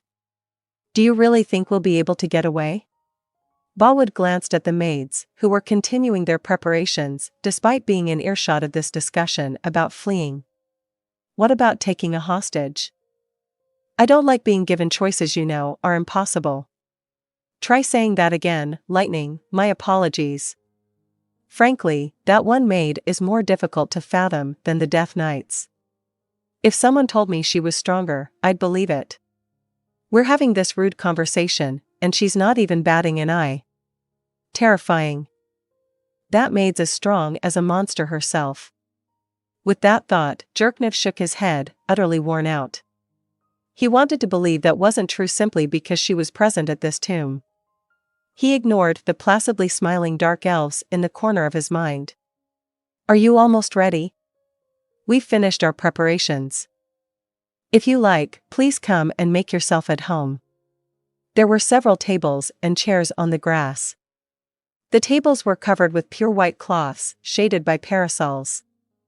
The Death Knights who had carried everything were quietly lined up out of the way along the log cabin's wall. We've set out some refreshments for you. There were chilled decanters on the table with water droplets clinging to them. Inside was an orange liquid. Next to the decanters were clear, delicate glass cups. All the items were exquisitely ornate. Even Jerkniv, an emperor who spent his days surrounded by only the best life had to offer, widened his eyes in surprise. If you need anything, please let us know. Girls, the door to the log cabin opened once again, and more maids came out. They were so gorgeous, Jerkniv momentarily forgot everything that had happened so far. A chignon, a straight cut, rolled curls. Each of the three women had her own type of beauty. This place is full of pretty ladies.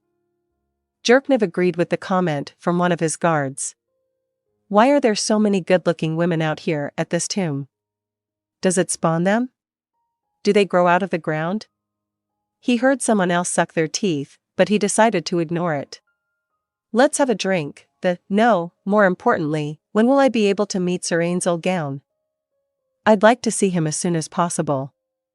It would be fine even if it's only me. If I could have a few minutes before his meeting with Flutter, would you calm down? This sort of rudeness couldn't go on any longer. Don't forget why you're here. We've come as representatives of the Empire, not to seek the magic knowledge you want so badly. A glimmer of composure returned to Flutter's eyes, just enough for him to restrain his personal desires. Your Imperial Majesty, do excuse me. I seem to have gotten a bit excited. My deepest apologies for having disturbed everyone. That's the way, Gramps. Have a drink and chill out a bit. Okay, I think I'd like a drink. Yes, sir. Yuri poured orange liquid into the glass in front of the seat Jerkniv sat in. A sweet citrus smell filled the air. Jerknev took a sip of the fruit water and smiled in spite of himself. It was so delicious. It was a gesture that said, "Then what have I been drinking all this time?" The guards looked surprised as well. If Jerknev, who lived a life of luxury, was surprised, surely the guards were infinitely more shocked. Many of them even forgot their manners and guzzled their portions. "This is great. What is this stuff?" The tart and sweet flavors are perfectly balanced. It goes down so smoothly and doesn't leave any cloying sweetness in the mouth. Listening to the comments around him, Jerknev took another drink. He suddenly felt energy welling up inside him. Is my body stimulated because the drink tastes so good? So Nazarek has extremely high-class drinks as well. I guess I was inadvertently rude to those dark elves. If this is the kind of thing they drink every day, they must have thought what we served them was disgusting. Jerknev smiled wryly. Who knew a single drink could make one feel so defeated? My mind is at peace. Yes, I feel peaceful for the first time since coming here. Maybe I could just go home now. How long did he stay out of the sun listening to the sound of the wind rushing across the spring meadow? Eventually Yuri spoke the words Jerknev had been dreading. Sorry to have kept you waiting. Lord Ainz is ready now. Right this way. Jerknev arrived at a large dome-shaped room, and before him was a massive door. There were strangely elaborate carvings of a goddess on the right and a demon on the left. Looking around, he saw countless sinister-looking statues. If I had to give it a name, maybe the Gate of Judgment? Those were Jerknev's thoughts as he stood gazing at it. Silence dominated the room to the point that the quiet itself seemed audible. Perhaps it was more that no one who had been brought that far had uttered a word. The only sound was the occasional metal on metal of someone moving in their armor. It was less restraining themselves to observe good manners, and more that the luxurious scenery they had passed through on their way had left them stunned. Faced with this mythological realm, asking them to hold in their astonishment was too much. Even Jerknev found himself unable to suppress the urge to glance here and there as they walked. Their surroundings were just that amazing. He looked over his shoulder at the subordinates who had accompanied him this far: Ballwood, 10 select guards, Flutter and his disciples, his secretary Rionette, and the priests of the Night Order. Lena's and the other guards were keeping watch over the carriages. All those behind him, with the exception of Flutter, apparently felt unworthy. They sensed keenly how small and insignificant they were, the result of walking down a hallway that the Empire couldn't replicate even if they exhausted all its cultural arts. The Great Tomb of Nazarek, a tomb in name only, was a gorgeous world, a residence fit for the gods. Their impression of the caster who ruled over it, Ainz Ooal Gown, had become so colossal that it could hardly be described. Jerknev wore a borderline self-deprecating smile. People have an instinct to bow their heads before anything superior to them. If there was anyone who was unmoved by this exceedingly grand building and its furnishings, surely they possessed a heart of stone. This is a real problem. Ainz Ooal Gown, awaiting him beyond that door, surpassed Flutter as a caster and was probably unrivaled in all of history. The grandeur of his home surpassed human imagination, and his followers were immensely powerful. In other words, he was a being who encapsulated every manner of might. Why has he been keeping himself cooped up until now? Jerknev didn't know the answer, but figured he would soon find out. With the coming talks, he should be able to grasp at least some of the caster's aims. He wouldn't make all these power plays only to ask for my apology, then send me home, right? At first, his plan had been to investigate Ainz Ooal Gown's desires and find a way to manipulate them to the Empire's advantage. The apology was no more than an excuse to meet. But what could possibly motivate someone with so much power? Nothing I can offer would be enough. There was a good chance that, just as a single carat gem wouldn't be enough to arouse Jerknev's interest, anything Jerknev could offer wouldn't inspire any desires in Ainz Ooal Gown. For starters, money was out of the question. As for military might and magic technology, There was no way Ainz Ooal Gown would be interested when the Empire's strength and development were so inferior to his own. Enticing him with companionship would also be pointless, considering the presence of Yuri and the others. So what does he want? Jerknev had no idea. Maybe desire as humans experienced it wasn't enough to move Ainz Ooal Gown. He thought of countless ways of handling his adversary, then concluded that nothing could be done. He figured the smartest course of action was to make sure things didn't become hostile. Victory this time means shielding the Empire from harm and us making it home alive. This might be difficult. With those thoughts on his mind, his voice echoed louder than he intended it to. But no one reacted. That's how transfixed they were by the world around them. The throne room is through here. That is where Lord Ainz is waiting for you. Yuri bowed toward Jerknev and the others, indicating that her work was done. As if her words were the cue, the massive door slowly swung open, despite no one touching it. Someone gasped. No, not one person or even two. Probably more than 10. Most of the people with him. That they were shaken was proof they weren't prepared, it was a manifestation of their desire to flee. It meant that many of them had been hoping the door wouldn't open. I guess I should be thankful it opened automatically. If he had had to wait for everyone to steal themselves, they may never have opened the door. The room that came into view was huge and the ceiling high. The walls were primarily white with ornamentation done mainly in gold. The magnificent chandeliers that hung from the ceiling were made of jewels in a rainbow of colors and cast a dreamy sparkling light. On the walls, hanging from the ceiling to the floor, were large flags. It was a perfect realization of the idea of a throne room. Jerknev couldn't think of a name more fitting. Then he and all those in his entourage went pale at the presence that rushed out at them. There was a red carpet running down the center of the room.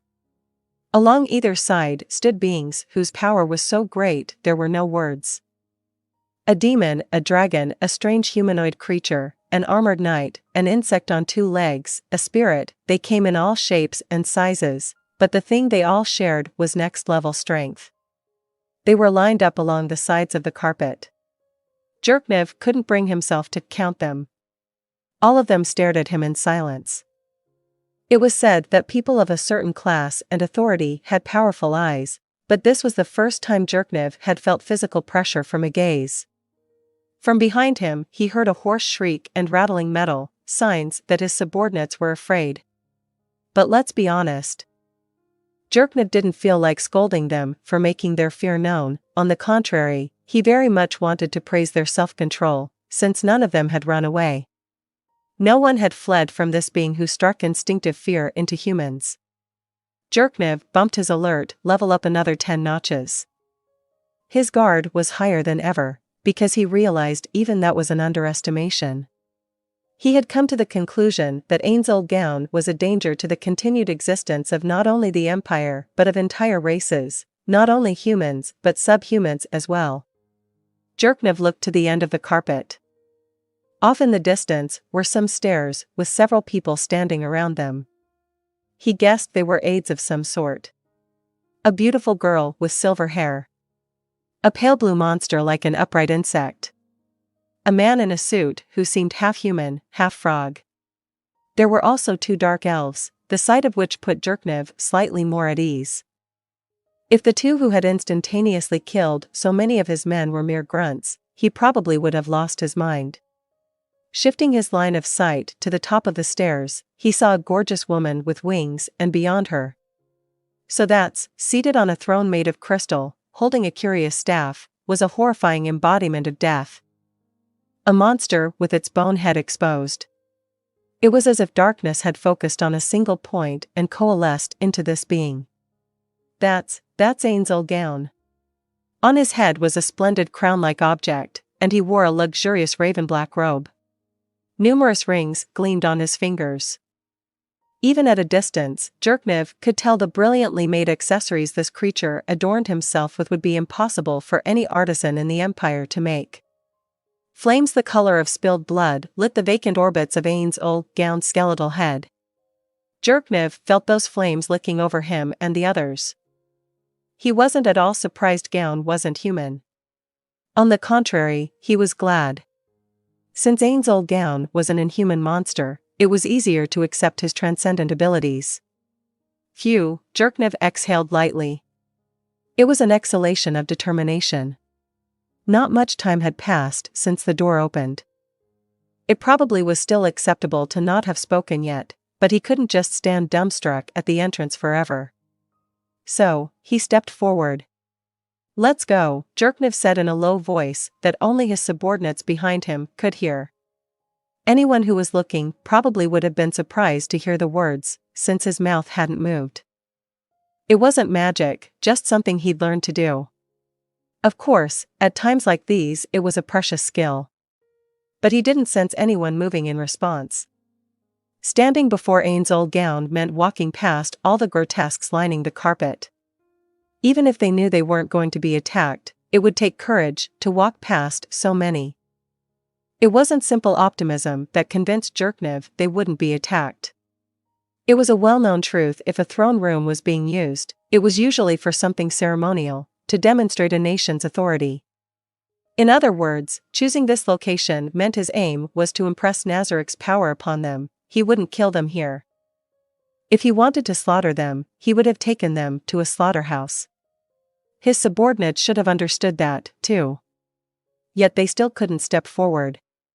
More than anything, their instincts were probably forbidding them to go any closer. Beyond the grotesques were the Ainz. The power within them was enough to break any scale of levels. Then on the throne, Ainz Ooal Gown. Jerknev finally realized that Gown must be what they called a god. Even with the mental defense item Jerknev had equipped, the pressure he felt was extraordinary. If he wasn't careful, the man known as the Fresh Blood Emperor would end up on his knees. But that was precisely why he had to press on.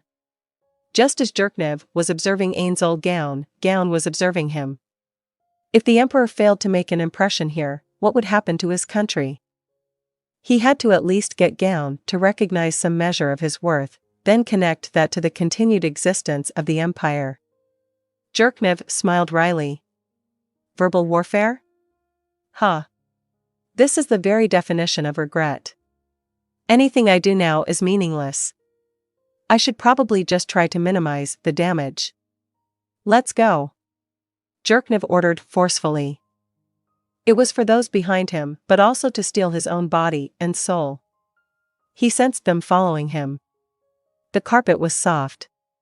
Considering how he was feeling, it was altogether too fluffy. Shrugging off the countless ghastly presences surrounding him, he walked forward, focusing only on Ainz Ooal Gown. His instincts told him that if he took his eyes off his objective, his feet would stop moving. It wasn't as if Jerknev was a brilliant warrior. He was able to lead the way, even though his guards were frightened, because of the mental strength being emperor had fostered. Soon he reached the base of the stairs, where the Ainz were standing. Lord Ainz, the Baharuth Emperor, Jerknev Rune Farlord El Nix, is requesting an audience. The winged woman attending the crystal throne had a lovely voice that suited her beauty. Jerknev noticed that detail in spite of himself. The being who seemed like a representation of death, created by the gods themselves, spoke in reply. Good of you to come, Emperor Baharuth. I am the master of the great tomb of Nazarik, Ainz Ooal Gown. It was a more normal, human-like voice than Jerknev had expected. He relaxed ever so slightly. He had a chance at reading the emotions contained in those words. I heartily thank you for your welcome, Sir Ainz Ooal Gown. Since his face was a skull, his expression was a total mystery to Jerknev. He wondered what would be a proper way to begin. The one who broke that silence was neither Jerknev nor Ainz. Lord Ainz. I feel it is disrespectful for a mere human to attempt to speak to you as equals. Then the man said, bow down. A chorus of metallic clanks sounded behind Jerknev. He could imagine what had happened without looking. His attendants had probably yielded to the man's command and bowed down. Perhaps they were desperately trying to stand? He could hear groaning. They had probably been compelled by a powerful psychic attack. Without the necklace that Jerknev never took off, he would have been groveling, too. Countless eyes moved to the Emperor, the sole visitor remaining standing. They were the cold eyes of someone observing an animal during an experiment. "Cut it out, Demiurge." "Yes, my lord." The somewhat frog-like monster, Demiurge, bowed reverently to his master. "You are released." With the invisible pressure lifted, Jerknev could hear sighs of relief behind him. "Sir Jerknev Farlord El Nix. You've come so far, but then my subordinate did something so impolite. I hope you'll forgive me for not properly keeping him in check. If you so wish it, I will even bow my head to you." A disturbance rippled through the crowd of monsters. Multiple emotions clashed inside Jerknev. His feelings of caution stemmed from the realization that Ainz Ooal Gown wasn't the type to operate through power alone. His relief stemmed from the same. Above all, however, he felt fear, stemming from the knowledge that Ainz Ooal Gown had a firm grip over the minds of every monster present. At the same time, he had a bad feeling that everything was going according to Ainz's plan, a strange feeling that everything had been arranged ahead of time. "No need to apologize, Sir Gown." Subordinates often misunderstand their master's intentions and act recklessly. It seems some people in the Empire have been doing the same, I'm ashamed to say. One of the guards who had been freed suddenly rushed forward with an urn and placed it next to Jerknev. Really, he was supposed to act immediately, but he had hesitated. Did Gown's subordinate act in order to get me to do this? If so, then I may need to veer off the prepared route. No, I can't. That would be the same as bringing a real sword to a sparring demonstration. If I go against the flow, I'll get seriously injured. This is bad. I'm not sure if I should call this place a tomb or not, but this is the head of the foolish noble who unilaterally sent raiders into your tomb. I'd like you to accept it. Inside the urn was Count Vamir's head. He was the noble Jerknev had indirectly instructed to dispatch the workers. The reason he kept around aristocrats who had neither pros nor cons was to use them in situations like this. Dead men told no tales. Jerknev wasn't sure how much Ainz Ooal Gown knew, but he figured it was better to put a lid on anything that stank. The reason Nazarik's messengers came could very well have been a threat to force the master of the empire to take responsibility for the workers setting foot in Ainz's palace. Which was why Jerknev would escape the situation by insisting he knew absolutely nothing.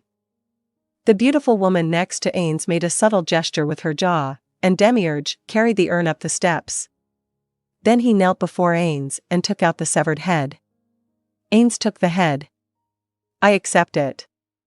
I wonder what I should do with this. It would be a waste to simply toss it." He must be joking. I see. He must know that Vamir was being manipulated. The important question is where he got that information. Suddenly, the Count's head moved in the skeletal hand. At first, he thought Ainz had moved it, but he soon understood he was mistaken. A thick liquid coated the head, which then dropped out of Ainz's hand onto the floor. That development was so shocking that Jerknev's eyes stayed glued to the head, and as he watched, a fountain of goopy black liquid sprayed onto the floor. When the liquid finished raining down, what was standing there was a large suit of black armor. A Death Knight. Strangled gasps rose from behind Jerknev. That's absurd. Yuri had certainly meant it literally when she said he created them. Jerknev willed himself to not bite his lower lip. He couldn't bear doing something so pathetic. Go. Get in line. Following an order that seemed to resonate from the pit of the earth, the Death Knight descended the stairs and disappeared out of Jerknev's view. How many more Death Knights can he create? Can he create as many as he wants if he has enough human corpses? That can't be. But if he can do this, then can he create an undead more powerful than a Death Knight? He might actually be able. Now then, Sir Jerknev Farlord El Nix. Hearing that quiet voice, Jerknev came back to his senses and turned to Ainz with a pleasant face. Sir Gown. You can call me Jerknev. My name is so long. Then I'll do that, Sir Jerknev. First of all, I'm sorry you had to see that. Well, my subordinate's rudeness earlier has cancelled out the trouble the noble caused to Nazarick, so we have nothing more to discuss. I realize you took the time to come all this way, but you may go now. He didn't understand what he had just been told. Sorry. I don't think I heard you properly. Do you mind saying that again? An apology is no longer necessary. You may go. I'm going to be a bit busy now anyway. Ainz waggishly shrugged. Jerknev had no idea what was going on. Didn't he have some other reason for summoning them in addition to making them apologize? Then wasn't it strange of him to forgive them so simply?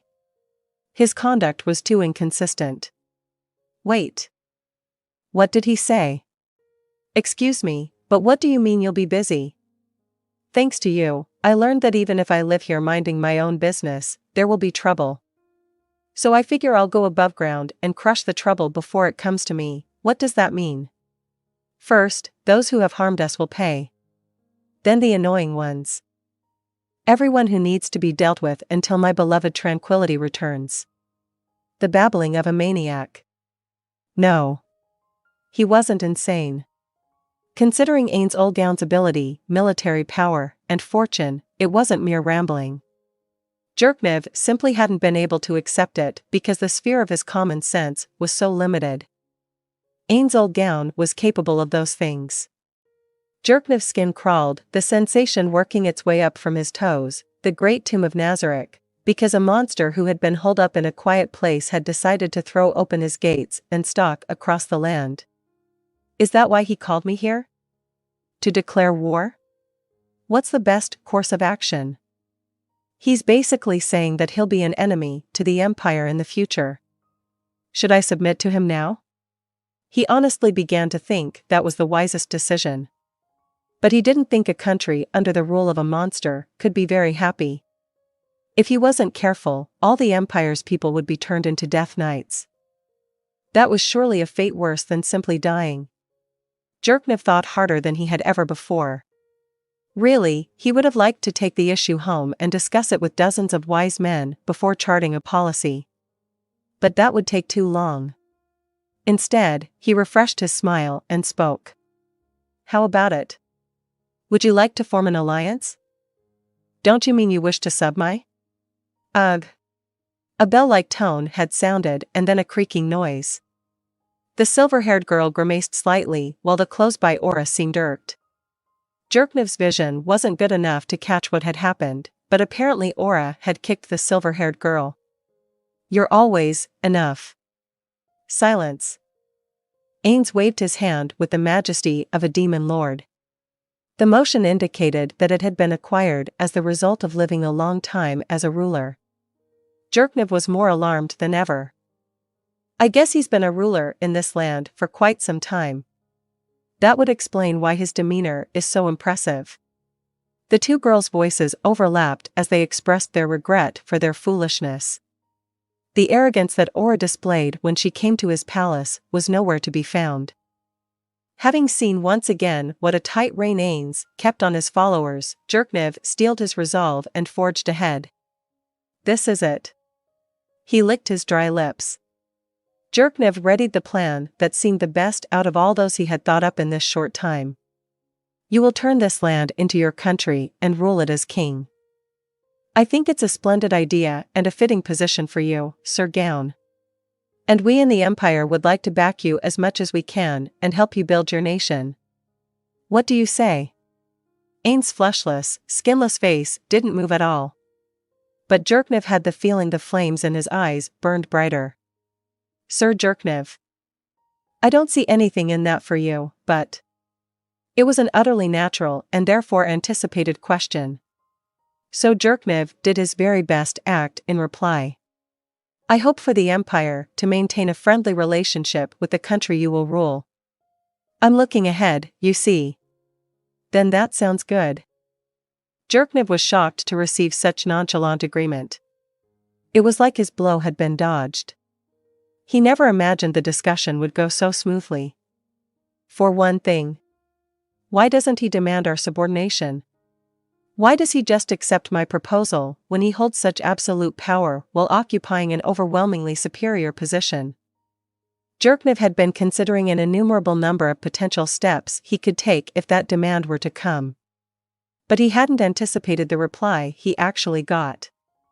What is he after? Jerknev couldn't read Ainz Ooal Gown. When fighting a powerful adversary, the weaker party's strategy naturally becomes a search for a way to undermine the stronger one. It could also be called the technique of using an opponent's arrogance against them. But if the opponent wasn't proud, that method was useless. The weakling's only means of fighting lost all meaning. Ainz was precisely that type of person. He did nothing that resembled a strong man's arrogance. No. This must all be part of his plan, too. It's definitely plausible. His reply came so fast. I must be taking the actions he had in mind, then. It hit him that the horror of Ainz lay not only in the power he possessed, but also in his wisdom. Great. Then if there's something you wish of us right away, would you let me know? I can't think of anything at the moment. But I would like to establish a way to contact you, perhaps by leaving a representative somewhere with you. If this was all according to Ainz's plan, there was no way he didn't have anything in mind. So was it just a coincidence? Well, no, that in itself could be a bluff. Maybe he thought if he jumped at it, his intentions would be an open book. This monster's got a head on his shoulders. No, it's because he's a monster that he has an extraordinary mind.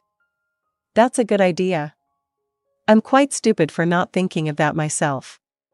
I'd expect nothing less of you, Sir Gown. He's not into flattery, then. Hearing the indifferent response, Jerknev made a mental note.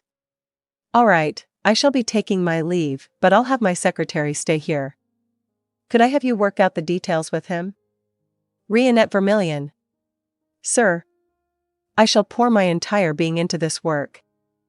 Jerknev couldn't see Rionette's expression, since he was in front of him, but he could sense the resolve in his voice. This meeting could determine the fate of the Empire. If it wasn't imperative to return to the Empire at once and form an Ainz Ooal Gown task force, he would have liked to stay himself. That's a good answer. I can sense how loyal you are to your Emperor. For my part, I'll have Demiurge do the talking. He was impertinent earlier, but you've forgiven that, so I'll leave the details up to him. After silently sizing up the bowing frog-faced monster in the corner of his vision, Jerknev had a hunch he was going to lose one of his brilliant subordinates. As such, he had to work extremely hard not to let his eyes blaze in hatred as he gazed at Ainz Ooal Gown. So he's already made his first move. The frog monster, Demiurge, could manipulate people with his voice. He would definitely use that to turn Rionette into a puppet. So he wants to extract sensitive Imperial intelligence? This isn't how you deal with an ally. But it's awfully sly of him to tell us his plan. Demiurge doesn't seem terribly smart. Is he having him do this mentally demanding work so he can make excuses when his subordinate takes matters into his own hands and spies on the Empire? Ainz Ooal Gown is one surprise after another, the bastard. Stringing together curses in his head, he was still impressed. Ainz had probably arranged for that slip-up earlier so Jerknev wouldn't be able to say he didn't see that sort of thing coming. If Jerknev had an issue with this setup, he needed to say so now. If he let this chance go by, it was possible he would be accused of giving tacit permission. He moved to speak, but Ainz was faster. Demiurge is my trusted aide. If the two of them talk, I'm sure it will go well, good. Jerknev forced himself to smile. He had never met someone who so fully embodied the phrase, never misses a chance. The statement had carried such weight, there was nothing else Jerknev could say in response. But he saw how naive he was when Ainz continued. Now then, unlike before, you're an ally, Jerknev. I couldn't bear to just send you off like this. You've come all this way, so how would you like to spend the night? I'll take good care of you. He wants to trap all of us, not just Rionette. Or maybe he had something even worse in store. There had to be some reason he was suggesting they stay over. The knowing smile, hideously warping Demiurge's face, felt like utter disaster. No, that won't be necessary. I've got a lot of preparations to make, so I must get back. That's too bad. Then would you like me, or rather, one of my servants, to give you a lift? The thought of himself riding a dragon made him a bit curious about Ainz's offer, but he cleared it from his mind. There was no way it would end with just that, and he didn't want to be creating debts either. I thank you for your kind offer, but we did come by carriage. I think we'll stick with that. A headless undead horse could drive you without rest. I'm touched, but no thanks. If you say so. Was the hint of disappointment he heard an act? Or was it genuine? Jerknev couldn't tell. Of course, there was a good possibility it was an act. In any case, at this uncertain stage, he wanted to avoid announcing the fact that the Empire had formed an alliance with this undead creature Ainz. Even if he put aside the Night Order priests he had brought with him, Jerknev had no idea how the influential shrine priests would react if he came home riding an undead horse that was filled with hatred for all living things. Okay, I'll be going now. Then, Demiurge, see our guests out. That won't be necessary. You have these beautiful maids, perhaps we could ask them? I've never seen such lovely ladies. Ainz cocked his head, seeming perplexed. How annoying. Jerknev desperately suppressed the fury beneath his faint smile. Ainz was clearly doing this to be disagreeable, because he could tell the humans were wary of Demiurge. He had no intention of building friendly relations with the Empire. Surely Ainz's aim was to wordlessly teach him how this hierarchy would work. How evil. This was a crisis for the human race. Thank you. Then tell the maids standing by outside. This is a great day, the birth of our alliance. I'd like to make it a holiday. You mean like Slave Day? Without expressing so much as a squeak of his internal scream externally, Jerknev smiled at Ainz. Indeed. Yes, indeed. The meeting had ended, and the guardians, Albedo, Demiurge, Aura, Mare, Kokyudos, and Shaltir, plus Seabass, were in Ainz's quarters. Ainz told them to rise from their prostrate positions. He put his elbows on the desk and folded his hands together, concealing half his face behind them. The stomach he supposedly didn't have pained him. Here it comes. That's how he felt when he looked over at Demiurge and Albedo. He couldn't sense any anger. And no one seemed disgusted. But who could prove those weren't poker faces? No, as he looked around with that thought in mind, their expressions began to stiffen in anger. I want to run away. Why am I sitting here? No, it's too late. Once the milk is spilled, you can't put it back in the jug. Prepare yourself, Ainz Ooal Gown. The sensation-like stomach cramps eased a bit, but he still felt something like nausea. When he heard the Emperor had come to Nazarick as scheduled, he asked Demiurge in a roundabout way what he should do, but the response was simply, everything is going according to plan, so you can just proceed as you have been. I don't know what that plan is. There was no way he could say that. As the absolute ruler of the great tomb of Nazarick, he had to live up to the expectations of the children, the NPCs. It was all he could do to put on a dauntless king's smile and say, I see. Ainz took Demiurge's suggestions and ran around without really knowing what was going on. So the only way he could go into the meeting with Emperor Jerknev and Farlord El Nix was to think, Sarah. But let's just say it, he didn't feel he had negotiated properly. Ainz looked over at them again, awaiting his score. This is just like a job interview. He had done any number of interviews when he joined adult society, and they had all been accompanied by this sort of nervousness. So the Emperor has moved according to expectations. Here Ainz paused for a breath, but just as he was about to continue, someone interrupted. Lord Ainz. I beg your pardon, but may I ask a question? Why did you give that human Emperor supporter status? Why not simply conquer the Empire with our might? Shaltir's question made his non-existent heart pound. In order to pursue world conquest, the first step was to put pressure on the empire. That was why he allowed the imperial capital's attack on Nazarick and then used that threat as a way to lure the emperor into discussion. At that time, the head idea was to demonstrate Nazarick's overwhelming fighting power. That had been the general plan. That's all Ainz knew. He had no idea about why it was necessary to demonstrate their military might to the emperor or any other details. So of course he didn't have an answer to Shaltyr's question. Aura spoke next. Shaltyr's right. We barged into their capital. They weren't so tough. Ainz surveyed the room, and all the guardians seemed to have the same doubt. They had not the slightest intention of going against their master's decision, but even if they believed he was most correct, they couldn't help but have questions. They also thought that if they knew why Ainz had made that choice, they would be able to be of more use to him. If they went ahead without understanding, there was a good chance they would do something against his wishes. That anxiety was most noticeable in those who had already committed an error, Shaltyr and Seabass. Both of them wore extremely earnest expressions and made sure they didn't miss a single word or a fragment of his intentions. Under the pressure of everyone's gazes, Ainz tried to think of a way to get through the situation. First, I have to decide if I accept or reject Shaltyr's and Aura's opinions. If I accept them, then this is just part of the plan to conquer the empire. If I reject them, then I have no current plans to conquer the empire. I wonder if Demiurge and Albedo feel the same way. Crap. I'm taking too long. Ainz chuckled in a way he thought made him sound invincible. Then he heaved a sigh.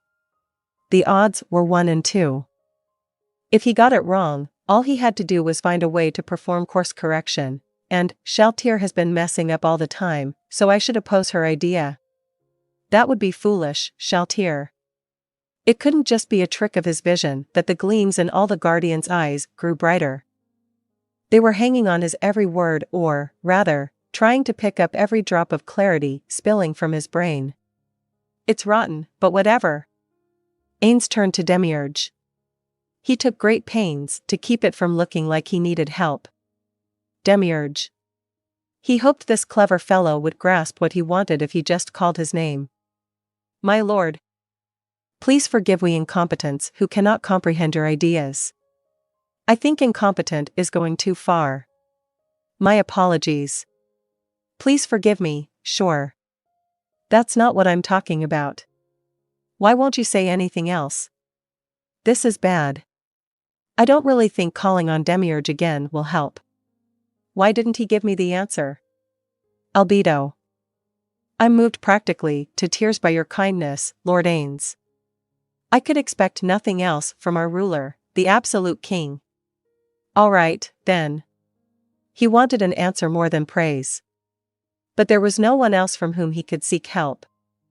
Ainz braced himself and delivered his own conclusion. We need a good reason. We do? Of course. It would be easy to conquer them with might, yes, but we would make too many enemies that way. These aren't primitive opponents like the lizard men. If I had to explain it to someone, this is what I would say. We were living here minding our own business when the Empire sent in workers to steal our treasures. We got mad and killed them, and when we had the Empire apologize, they said they would make us a country if we forgave them. That's why I'm having the Emperor cooperate with us. I see. But, Lord Ainz, will whoever wanted the explanation be satisfied with that? It doesn't matter, because it's the truth. That was what a good reason was. And Ainz hadn't said anything untrue. So then, is that why you had the Emperor come all the way here? What do you mean, Mayor? Because if you negotiated in the Empire, it's possible there would have been all sorts of proof left behind, so maybe you spoke with him here where nothing would leak to the outside world. At least, that's what I was thinking. You're right. Very good, Mayor. Mayor smiled bashfully. Looking at that adorable face, Ainz was impressed. It was certainly true that any negotiations in the Empire might have left evidence behind. But only a limited number of people visited him here, and it wasn't as if they did any paperwork. That would work in his favor when someone wanted to investigate the truth of the matter. Impressed with Demiurge's wisdom in having the Emperor come to Nazarick, Ainz looked at the Guardians. Making a country will mean we have more to protect. There isn't anyone to praise the name Ainz Ooal Gown in ruined countries. Now, is there anyone else who thought of something?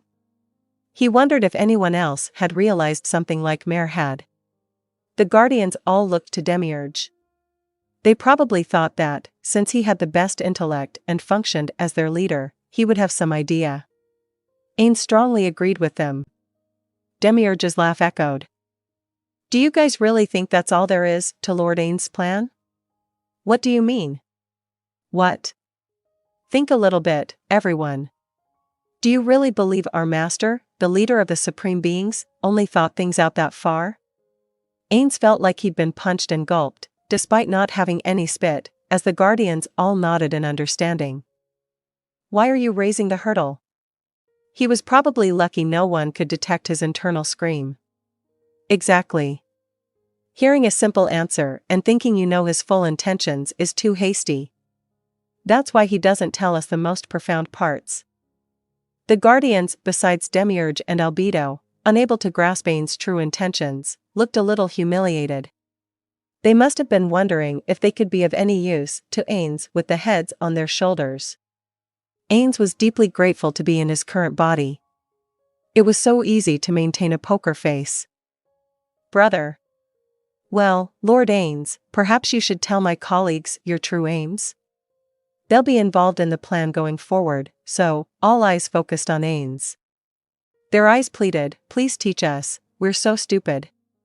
He looked around at their faces, inhaled once, he took several deep breaths. Then he slowly stood up. He turned his back to the Guardians and praised Demiurge over his shoulder. Brilliant as always, Demiurge. And Captain of the Guardians, Albedo. To think you discovered all my aims. No, you've thought it out so well. I could never follow all the way. I'm sure what I've grasped is only a part of your scheme. Demiurge bowed in return. I heard the maids calling you the resourceful king, and I think that's the perfect nickname. It's amazing that you've had this plan in mind since the time you created Mammon the Adventurer. With a plot like that, you won't end up with any ruined countries. Ainz nodded proudly, but questions whirled within him. What is he talking about? Mammon? What does that adventurer from Irantal have to do with this conversation? What do you mean? Shaltir's voice was surely filled with jealousy because only those other two had entered the realm of the master they worshipped. Demiurge wore a faint smile, while Albedo's was that of a victor. In response, Aura was pouting with her cheeks puffed out, too. Lord Ainz, please tell us, too. Then we'll be able to be more useful to you, please tell me. Please. I'm sure we're supposed to understand without an explanation, but please forgive our ignorance. Could you also tell me, too, please? The voices had something frantic about them. Ainz put a hand over his eyes, still facing away from them. He had the illusion the stress was making him dizzy. It makes us happy to serve and be of use to you, Supreme One. Multiple voices said essentially the same thing. Unable to answer the pleading Guardians, Ainz's heart was racked with guilt. The strong emotion should have been suppressed, but the pain was too great to be muffled. Perhaps I should just be honest about what a fool I am? But so many things wouldn't allow the words to come out of Ainz's mouth. He cast off his indecision, turned around, and pointed forcefully at Demiurge with his staff, the proof that he was guild master. Demiurge. I permit you to explain to the others what you've understood. Yes, my lord. Demiurge nodded and began speaking to the others. Was the reason the vibrations through the carriage felt bigger, even though nothing about the vehicle's structure had changed, because the atmosphere inside it was so heavy? Or perhaps because the passengers were different? Instead of Flutter, one of his leading disciples, and instead of Rionette, one of his subordinate secretaries. The other two hadn't changed, the owner of the carriage, Jerknev, and Bawood. The reason Flutter wasn't there was that he said he wanted to discuss what they'd seen with his disciples. So Jerknev had invited the leading disciple, who was second only to Flutter, albeit with quite a gap. At this same time in Flutter's carriage, a no doubt passionate discussion was raging.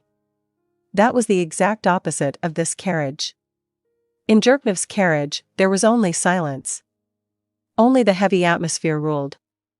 It was like that because of Jerknev. Because of his hard, sour expression. Everyone knew Jerknev, despite fearing him as the fresh-blood emperor, as a man who always wore a slight grin. And it was an act he put on. He needed to show the masses that he was a strong emperor. Unless the one out front was bold, the ones who followed would be uneasy. Of the three present, Bollywood knew him best, but even he had probably never seen this expression on him before. And that was why everyone just sat stiffly in their seats saying nothing. Though he sensed their eyes on him, Jerknev still didn't feel like talking. They all knew why. No, if anyone thought anything else, Jerknev would have split their heads open to take a look at their brains. When else would he get the chance to see a brain the size of a pinky fingernail? The Great Tomb of Nazarick. Calling that a tomb was misleading. It's the castle of a demon king. That crowd of horrors. And the being beyond them. Death seated on a crystal throne. And it wasn't just fear he felt. The shining buildings of concentrated luxury, the numerous furnishings. It all had him in awe. Jerknev was adept at politics, so he knew what ordeals the empire would go through in the coming days, facing this being whose power in military, financial, and other spheres was without compare. Having someone strong at the top of their country put citizens at ease.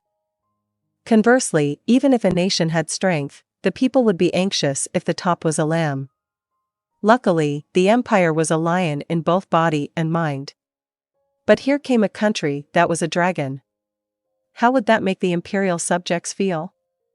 Jerknev looked down at his hands, white-knuckled from clenching them too long. No, not yet. Our defeat is not set in stone just yet. He smiled.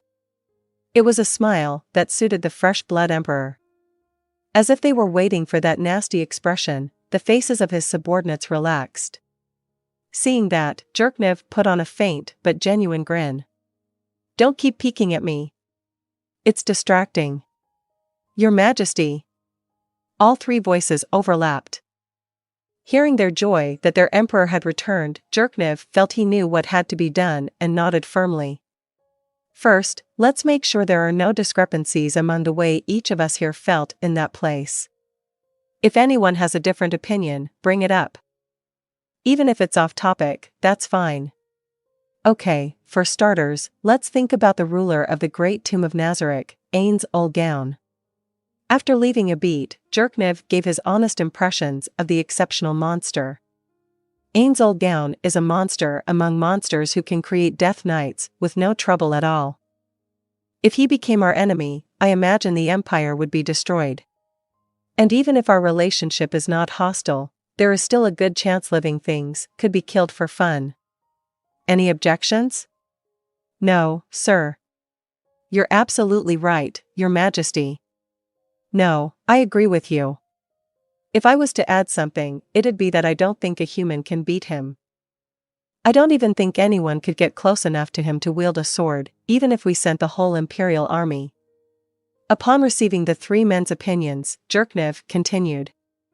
Also, he reigns as an absolute ruler, and he seems to have the proper charms of a king. Yeah, he was awesome. He's more charismatic than our emperor. Sir Bollywood. That's fine. It's true. I think there was only one time he displayed his actual emotions, but it sure had a conqueror's impact. You mean when he said, enough? Silence, right? Jerknev nodded slightly at his secretary's confirmation. The attitude Ainz Ooal Gown had displayed with that reprimand was truly that of the king of the Great Tomb of Nazarick. And, what's more terrifying is that this monster is smart. He's that rare breed of schemer whose every move has a meaning. Don't look so confused, you guys. Think about it. Everything that happened from the moment I arrived went according to his plan. If it hadn't, there's no way he would have let us leave so easily. That monster with that much power is trying to win not with might but with strategy. He's not merely strong. He was the type that was harder to deal with. Next, we should think about his subordinates. Give me your opinions. He wanted to hear the others' thoughts, so he urged them to speak. The ones lined up near the front must have been his aides, right?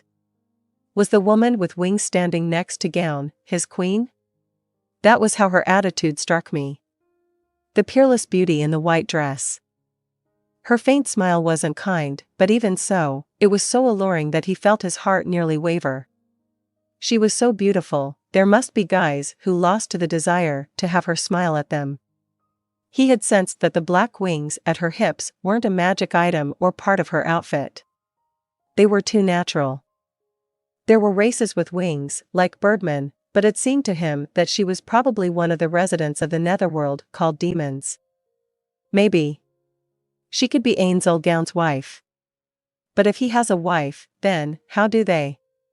Is just his face all bones? Or is he wearing a mask? Who knows? Jerknev shrugged, but he didn't get the feeling that it was a mask.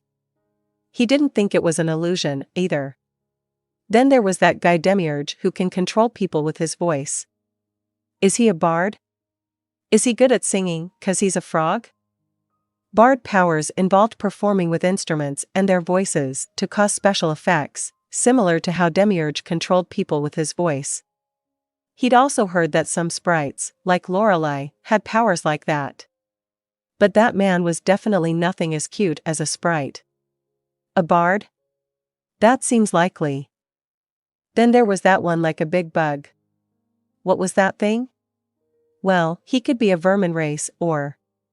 I don't know much about any besides ant-men, so I'll ask Master later. It was a wide world out there. Some races weren't very well known, and surely mutations occurred as well. And lord races were said to change faster than normal ones, like the difference between a queen ant and worker ants. Jerknev thought something like that could be a possibility. So I guess what's left are the silver-haired girl and the two dark elves? Setting aside the latter two, what about the former? Judging from the amazing swell of those breasts, she's gotta be his favorite concubine. Everyone in the carriage winced at Basswood's remark. No, I doubt he would put even his favorite concubine in that lineup. She must be at least as strong as those dark elves. That could be the wrong assumption. Ballwood spoke in earnest. There's no doubt that the ones lined up there were close to that monster, but that doesn't mean they all have to be strong. I mean, think about it. If your majesty had 100 of me as your aides, just because I'm strong, don't you think politics in the empire would break down and fall apart? Basically, she might be an aide who was chosen for a reason besides strength. Maybe his favorite concubine is really smart.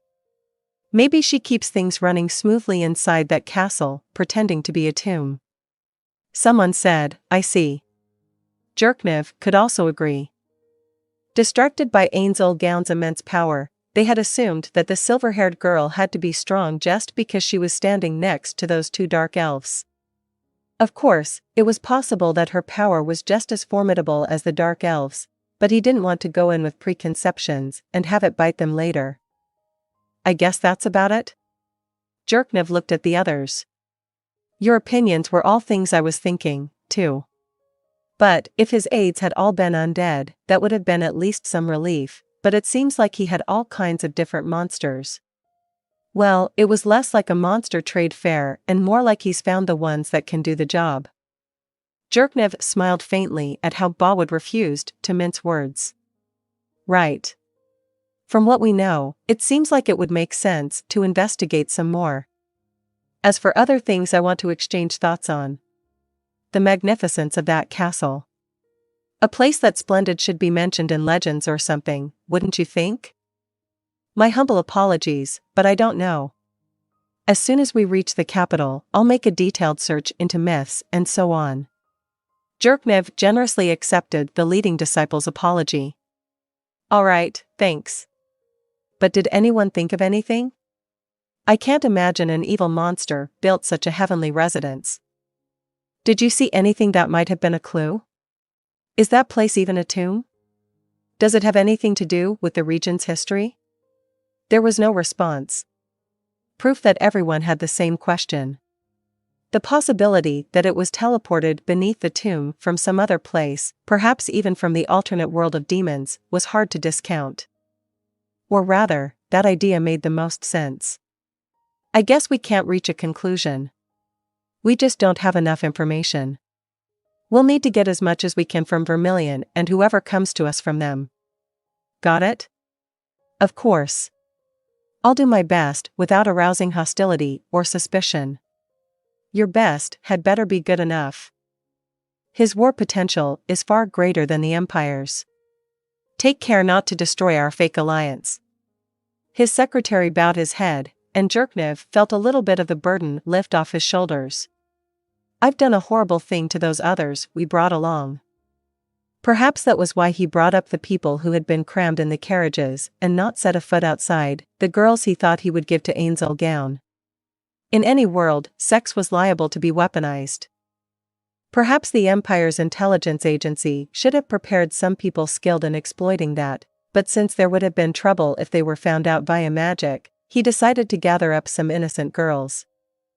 Well, it was probably bad for their spirits to have to go through bidding a final farewell to their families, but they must be happy with this outcome, don't you think? I wonder. Just managing to become a favorite concubine of that monster would be amazing. Any woman who would be happy to sleep with that monster has nerves of steel. Bolwood implied that no human could feel that way, but Jerknev knew that was naive. He had seen enough women's hidden struggles, like how his mother had poisoned her husband, to be confident about that. Women are more courageous than men think, and they act out of emotion and for profit. I'm sure there are women who would be unfazed by sleeping with a skeleton king. In that sense, maybe we got lucky. A woman might have conned Ainz Ooal Gown into killing me. The others grinned, but Jerknev felt it could have happened.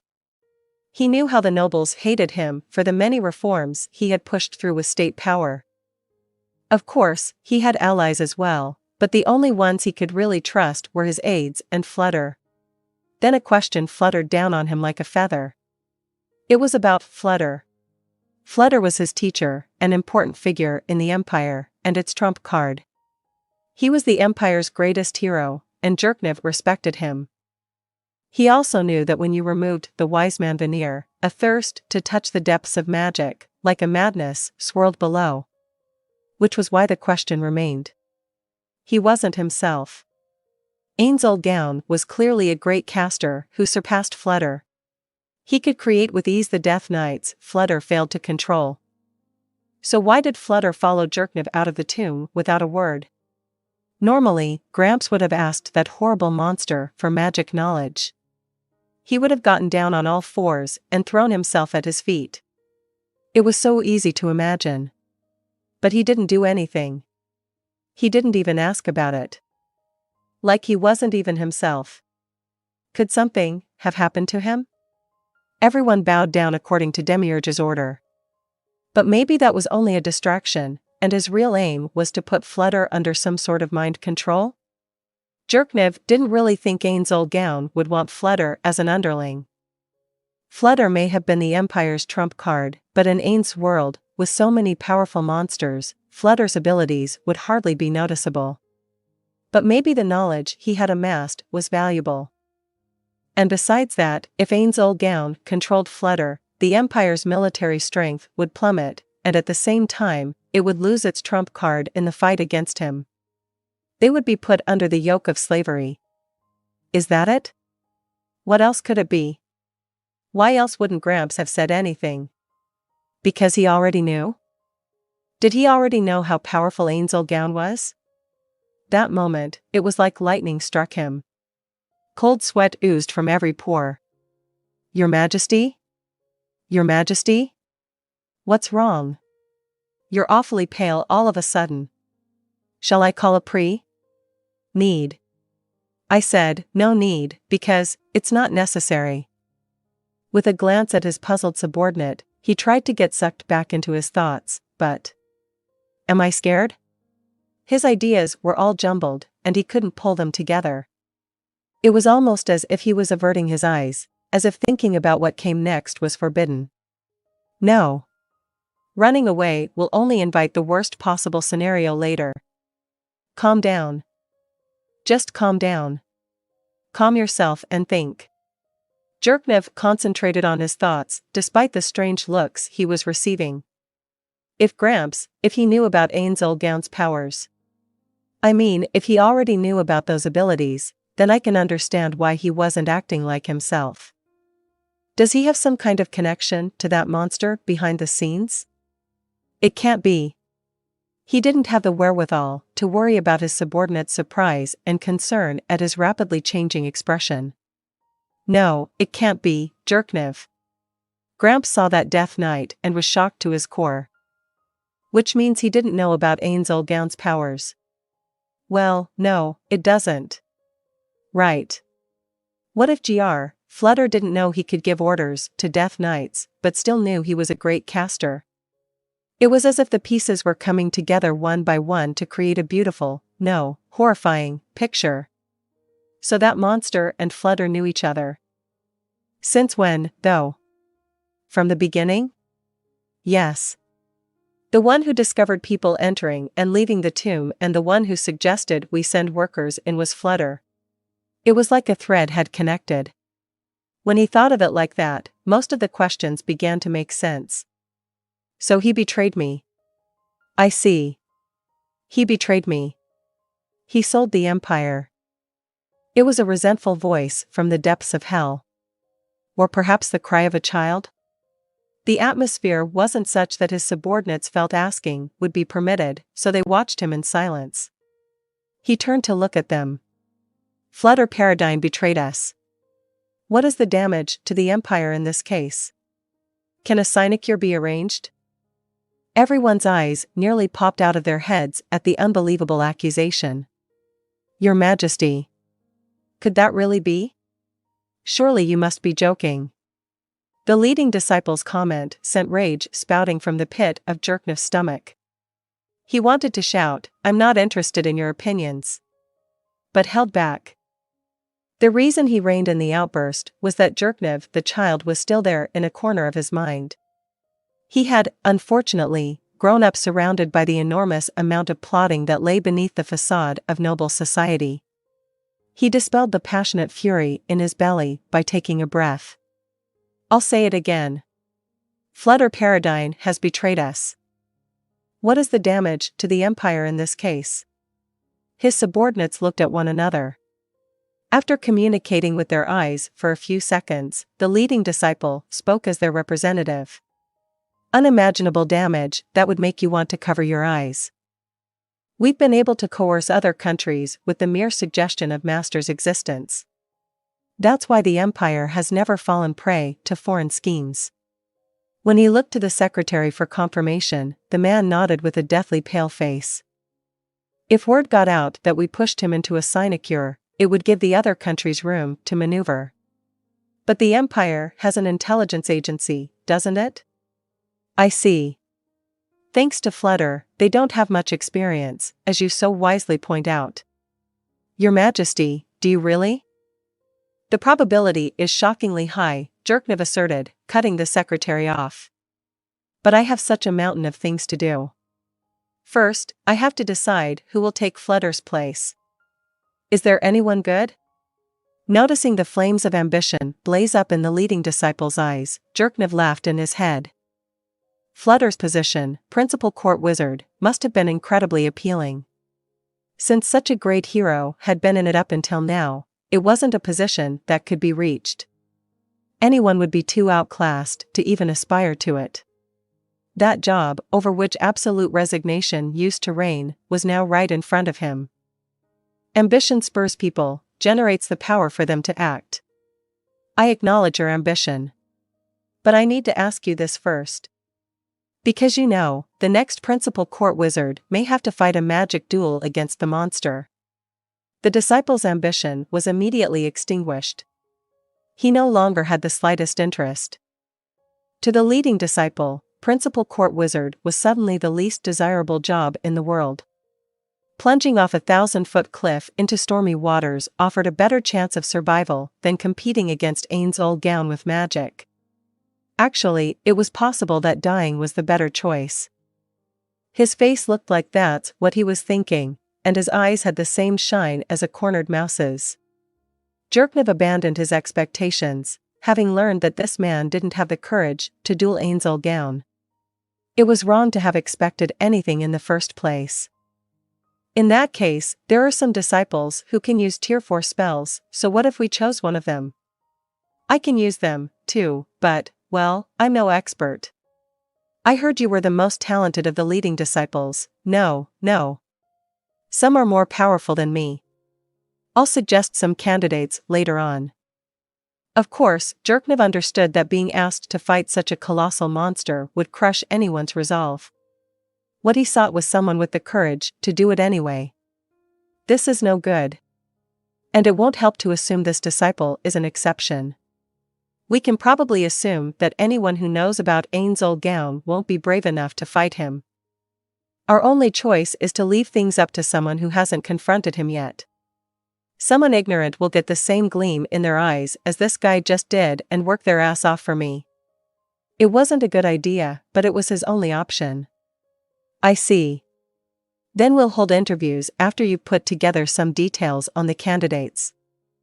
And we should probably start preparing our response. For now, we'll cooperate and obey like a dog in order to build friendly relations. Understood. No one objected to the phrase like a dog. Well, how could they, after laying eyes on the great tomb of Nazareth? So, Your Majesty, how long will we allow ourselves to be wagged as that monster's tail? Until our grandchildren's generation? Our great-grandchildren's generation? Jerknev looked around. He wanted to make sure there were no spies and that the doors weren't open. Once he determined the coast was clear, he spoke of the strategy he'd had in mind ever since his meeting with Ainz Ooal Gown. Our goal is to join the Empire, the Kingdom, the Theocracy, the Council State, and the Sacred Kingdom into a single grand alliance. We'll establish a massive united front to oppose Ainz Ooal Gown. 6 wide eyes stared at Jerknev. Why are you surprised? The Empire can't win against that monster by itself. Our only choice is to get the surrounding countries involved to defeat him. We're going to fight? We'll fight, Jerknev stated curtly. There's no other way for us to survive. Then why are you helping that monster establish a country? That's the first step in building the Grand Alliance. Jerknev looked each of his carriage mates in the face. Listen. This land, the outskirts of Irantal, is an area where the interests of the kingdom, the theocracy, and the empire clash. If Gown sets up a country here, he'll naturally be considered a potential enemy to all 3 countries. Jerknev paused for a breath and then continued. And another thing. He's undead. I don't think he can govern humans, or any living things. I mean, I don't think our subjects would submit to an undead. Do you? They'll definitely revolt, and then that monster will crack down on them. The kingdom will have to act, after being forced to give up their territory. And I have no doubt the strongest country in the region, the slain theocracy, will make a move as well. But, Your Majesty, if we help him create his country, it'll look like we're siding with that monster. The other countries will definitely be wary of us. The Empire will be excluded from the Grand Alliance. Even if they manage to take out that monster, the Empire would be next. They might even get rid of us first. Jerknev scoffed. We'll work behind the scenes. It'll be important to convince them we're spying on Gown's country.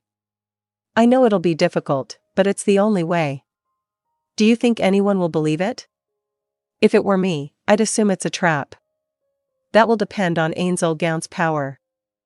The best will be if we can show everyone how immensely powerful he is. We'll have to think of a way to talk to him about that.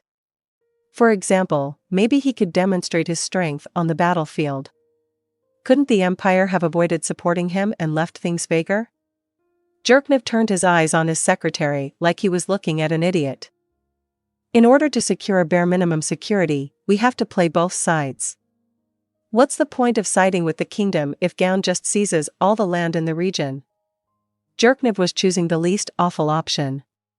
For those reasons, the Empire will pretend to back that monster while actually supporting the alliance. Clearly, if that comes out, there's a high probability the beast will aim to crush us first. At least, if it were me, I'd make an example out of us, for sure. Yeah, that you would, Your Majesty. I'll take that as a compliment. Anyway, this is why we can't be the ones to propose the Grand Alliance. We need those countries to form it of their own accord. We need to focus on gathering intelligence from within Nazarick. At the same time, we search for anyone who might be able to defeat him. Do you really think someone like that exists? The leading disciple asked this in a tone that made it clear he had no confidence a person like that would turn up, but he posed the question anyway. Someone who could defeat that unrivaled monster?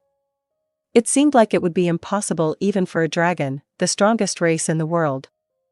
But Jerkniv's answer was full of confidence. Sure there is. Really? There were. In that throne room. Then the disciple understood. He meant the monsters lined up around Ainz, Aura, Mare, the silver-haired girl, the insect, and Demiurge.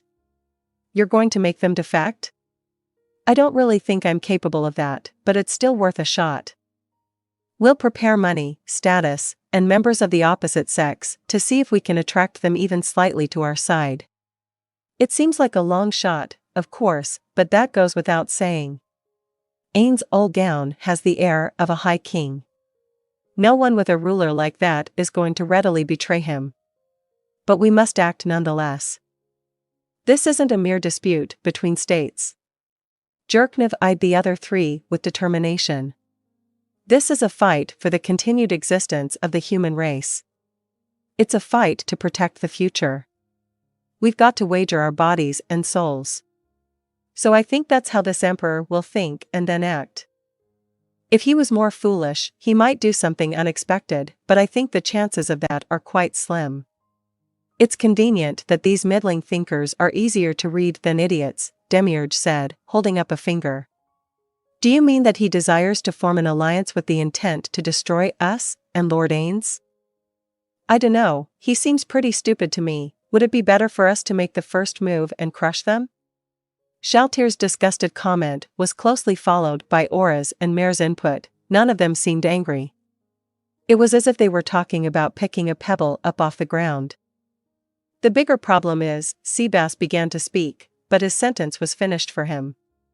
Are you saying that he plans to convince us to betray Lord Ainz? Exactly, Seabass. That emperor doesn't know the meaning of the word loyalty. Everyone scoffed. Ainz and the 41 supreme beings created them. Did those humans really think they would betray their creators?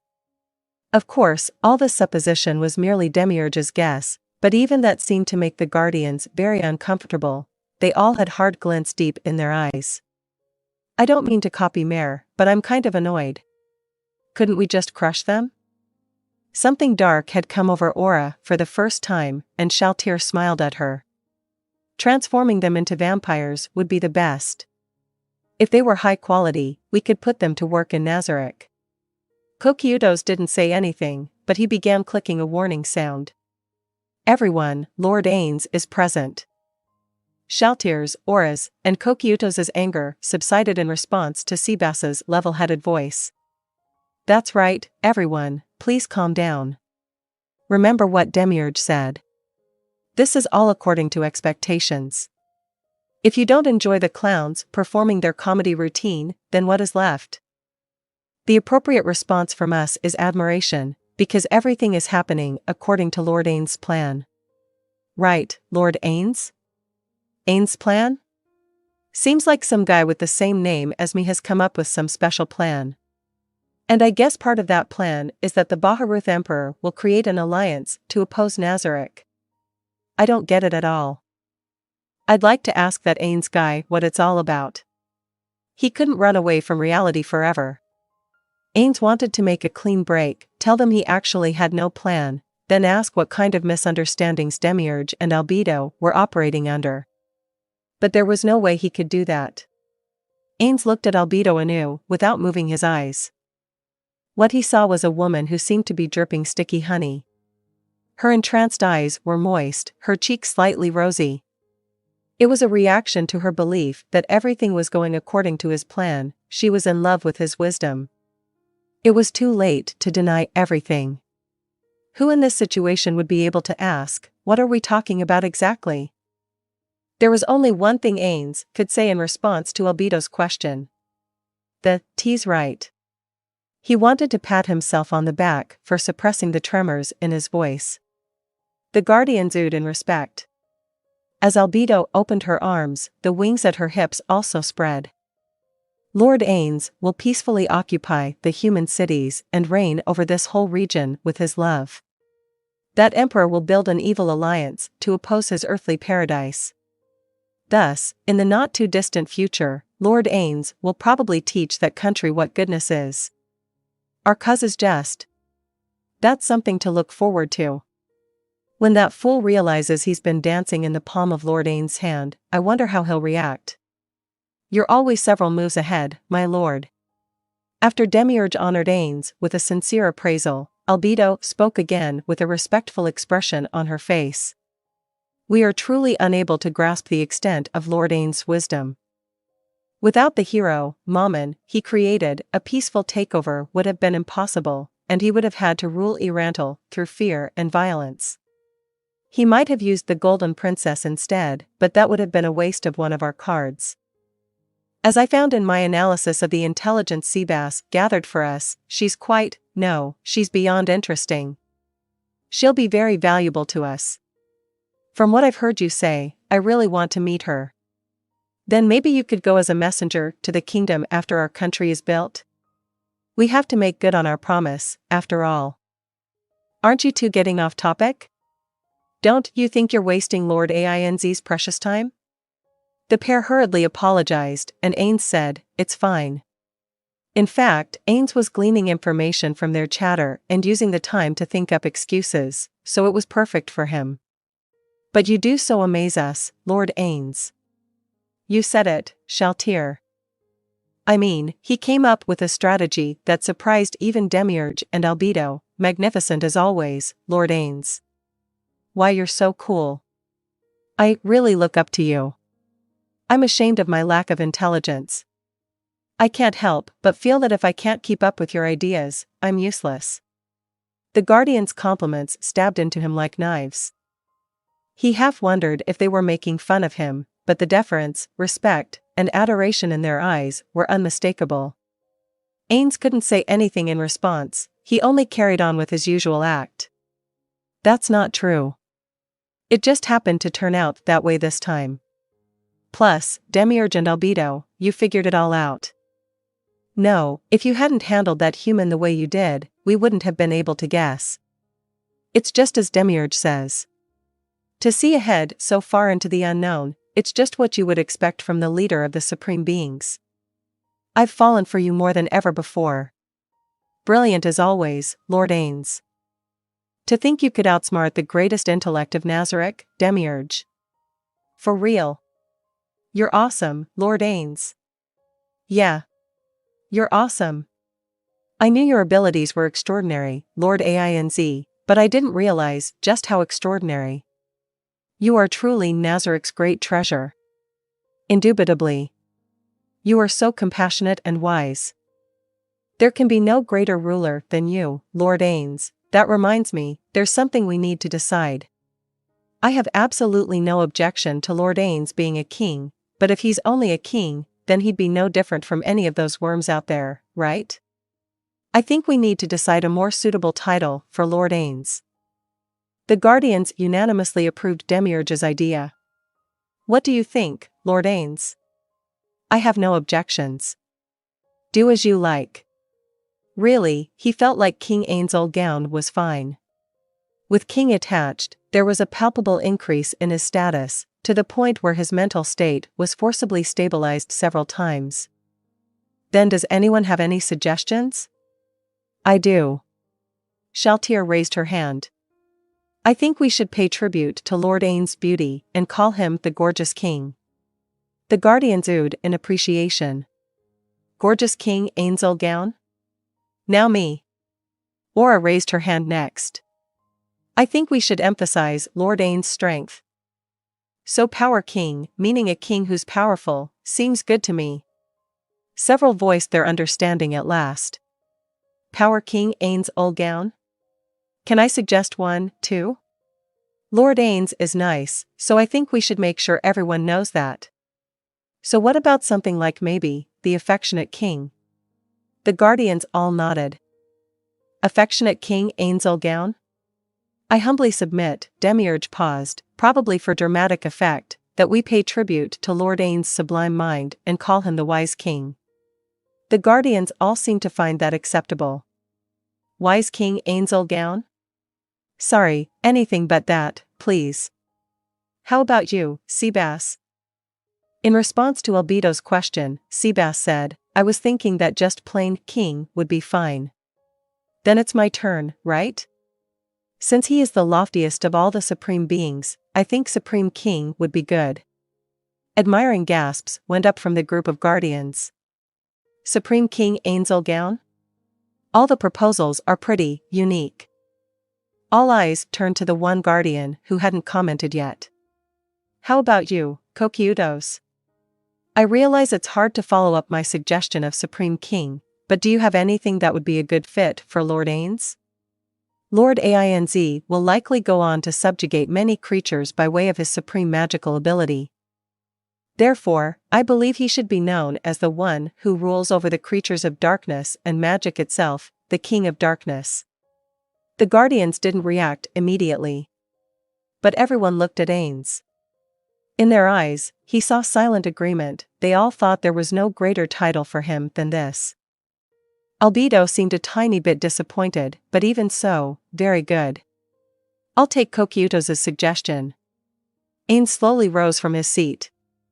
Once my kingdom is established, I will be known as the King of Darkness, Ainz Ooal Gown. He waved off their shower of applause, feeling embarrassed. But it was true that he was a bit tickled. All right. When the time comes for the kingdom and the empire to fight, the moment for Nazarick to show them its might will be at hand. Quite right, Lord Ainz. They will try to investigate your powers, but they won't even know that it's part of our plan. Demiurge continued, seeming very pleased. Before negotiating, it's important to give them one good blow to make them understand the power disparity. When the creatures known as fools don't fully grasp the strength of their enemy, they tend to behave stupidly. In that sense, that emperor is a fool. He didn't realize that the smartest thing for him to do was to bow his head and lick Lord Ainz's boots. I was wondering about that. Wouldn't allowing humans to lick Lord Ainz's boots be a reward? That's an Albedo question if I ever heard one. But I'd rather lick his body. Ainz pretended he couldn't hear Albedo and Shaltir whispering. Very well, everyone. Prepare to increase the renown of Nazarick even further. Yes, my lord. The chorus of acknowledgements echoed throughout the room. End of the first chapter. If you like my content, join me on Patreon, where you can find more and exclusive novels. Also, you can leave a donation by clicking the Super Thanks button. Thank you very much for your support.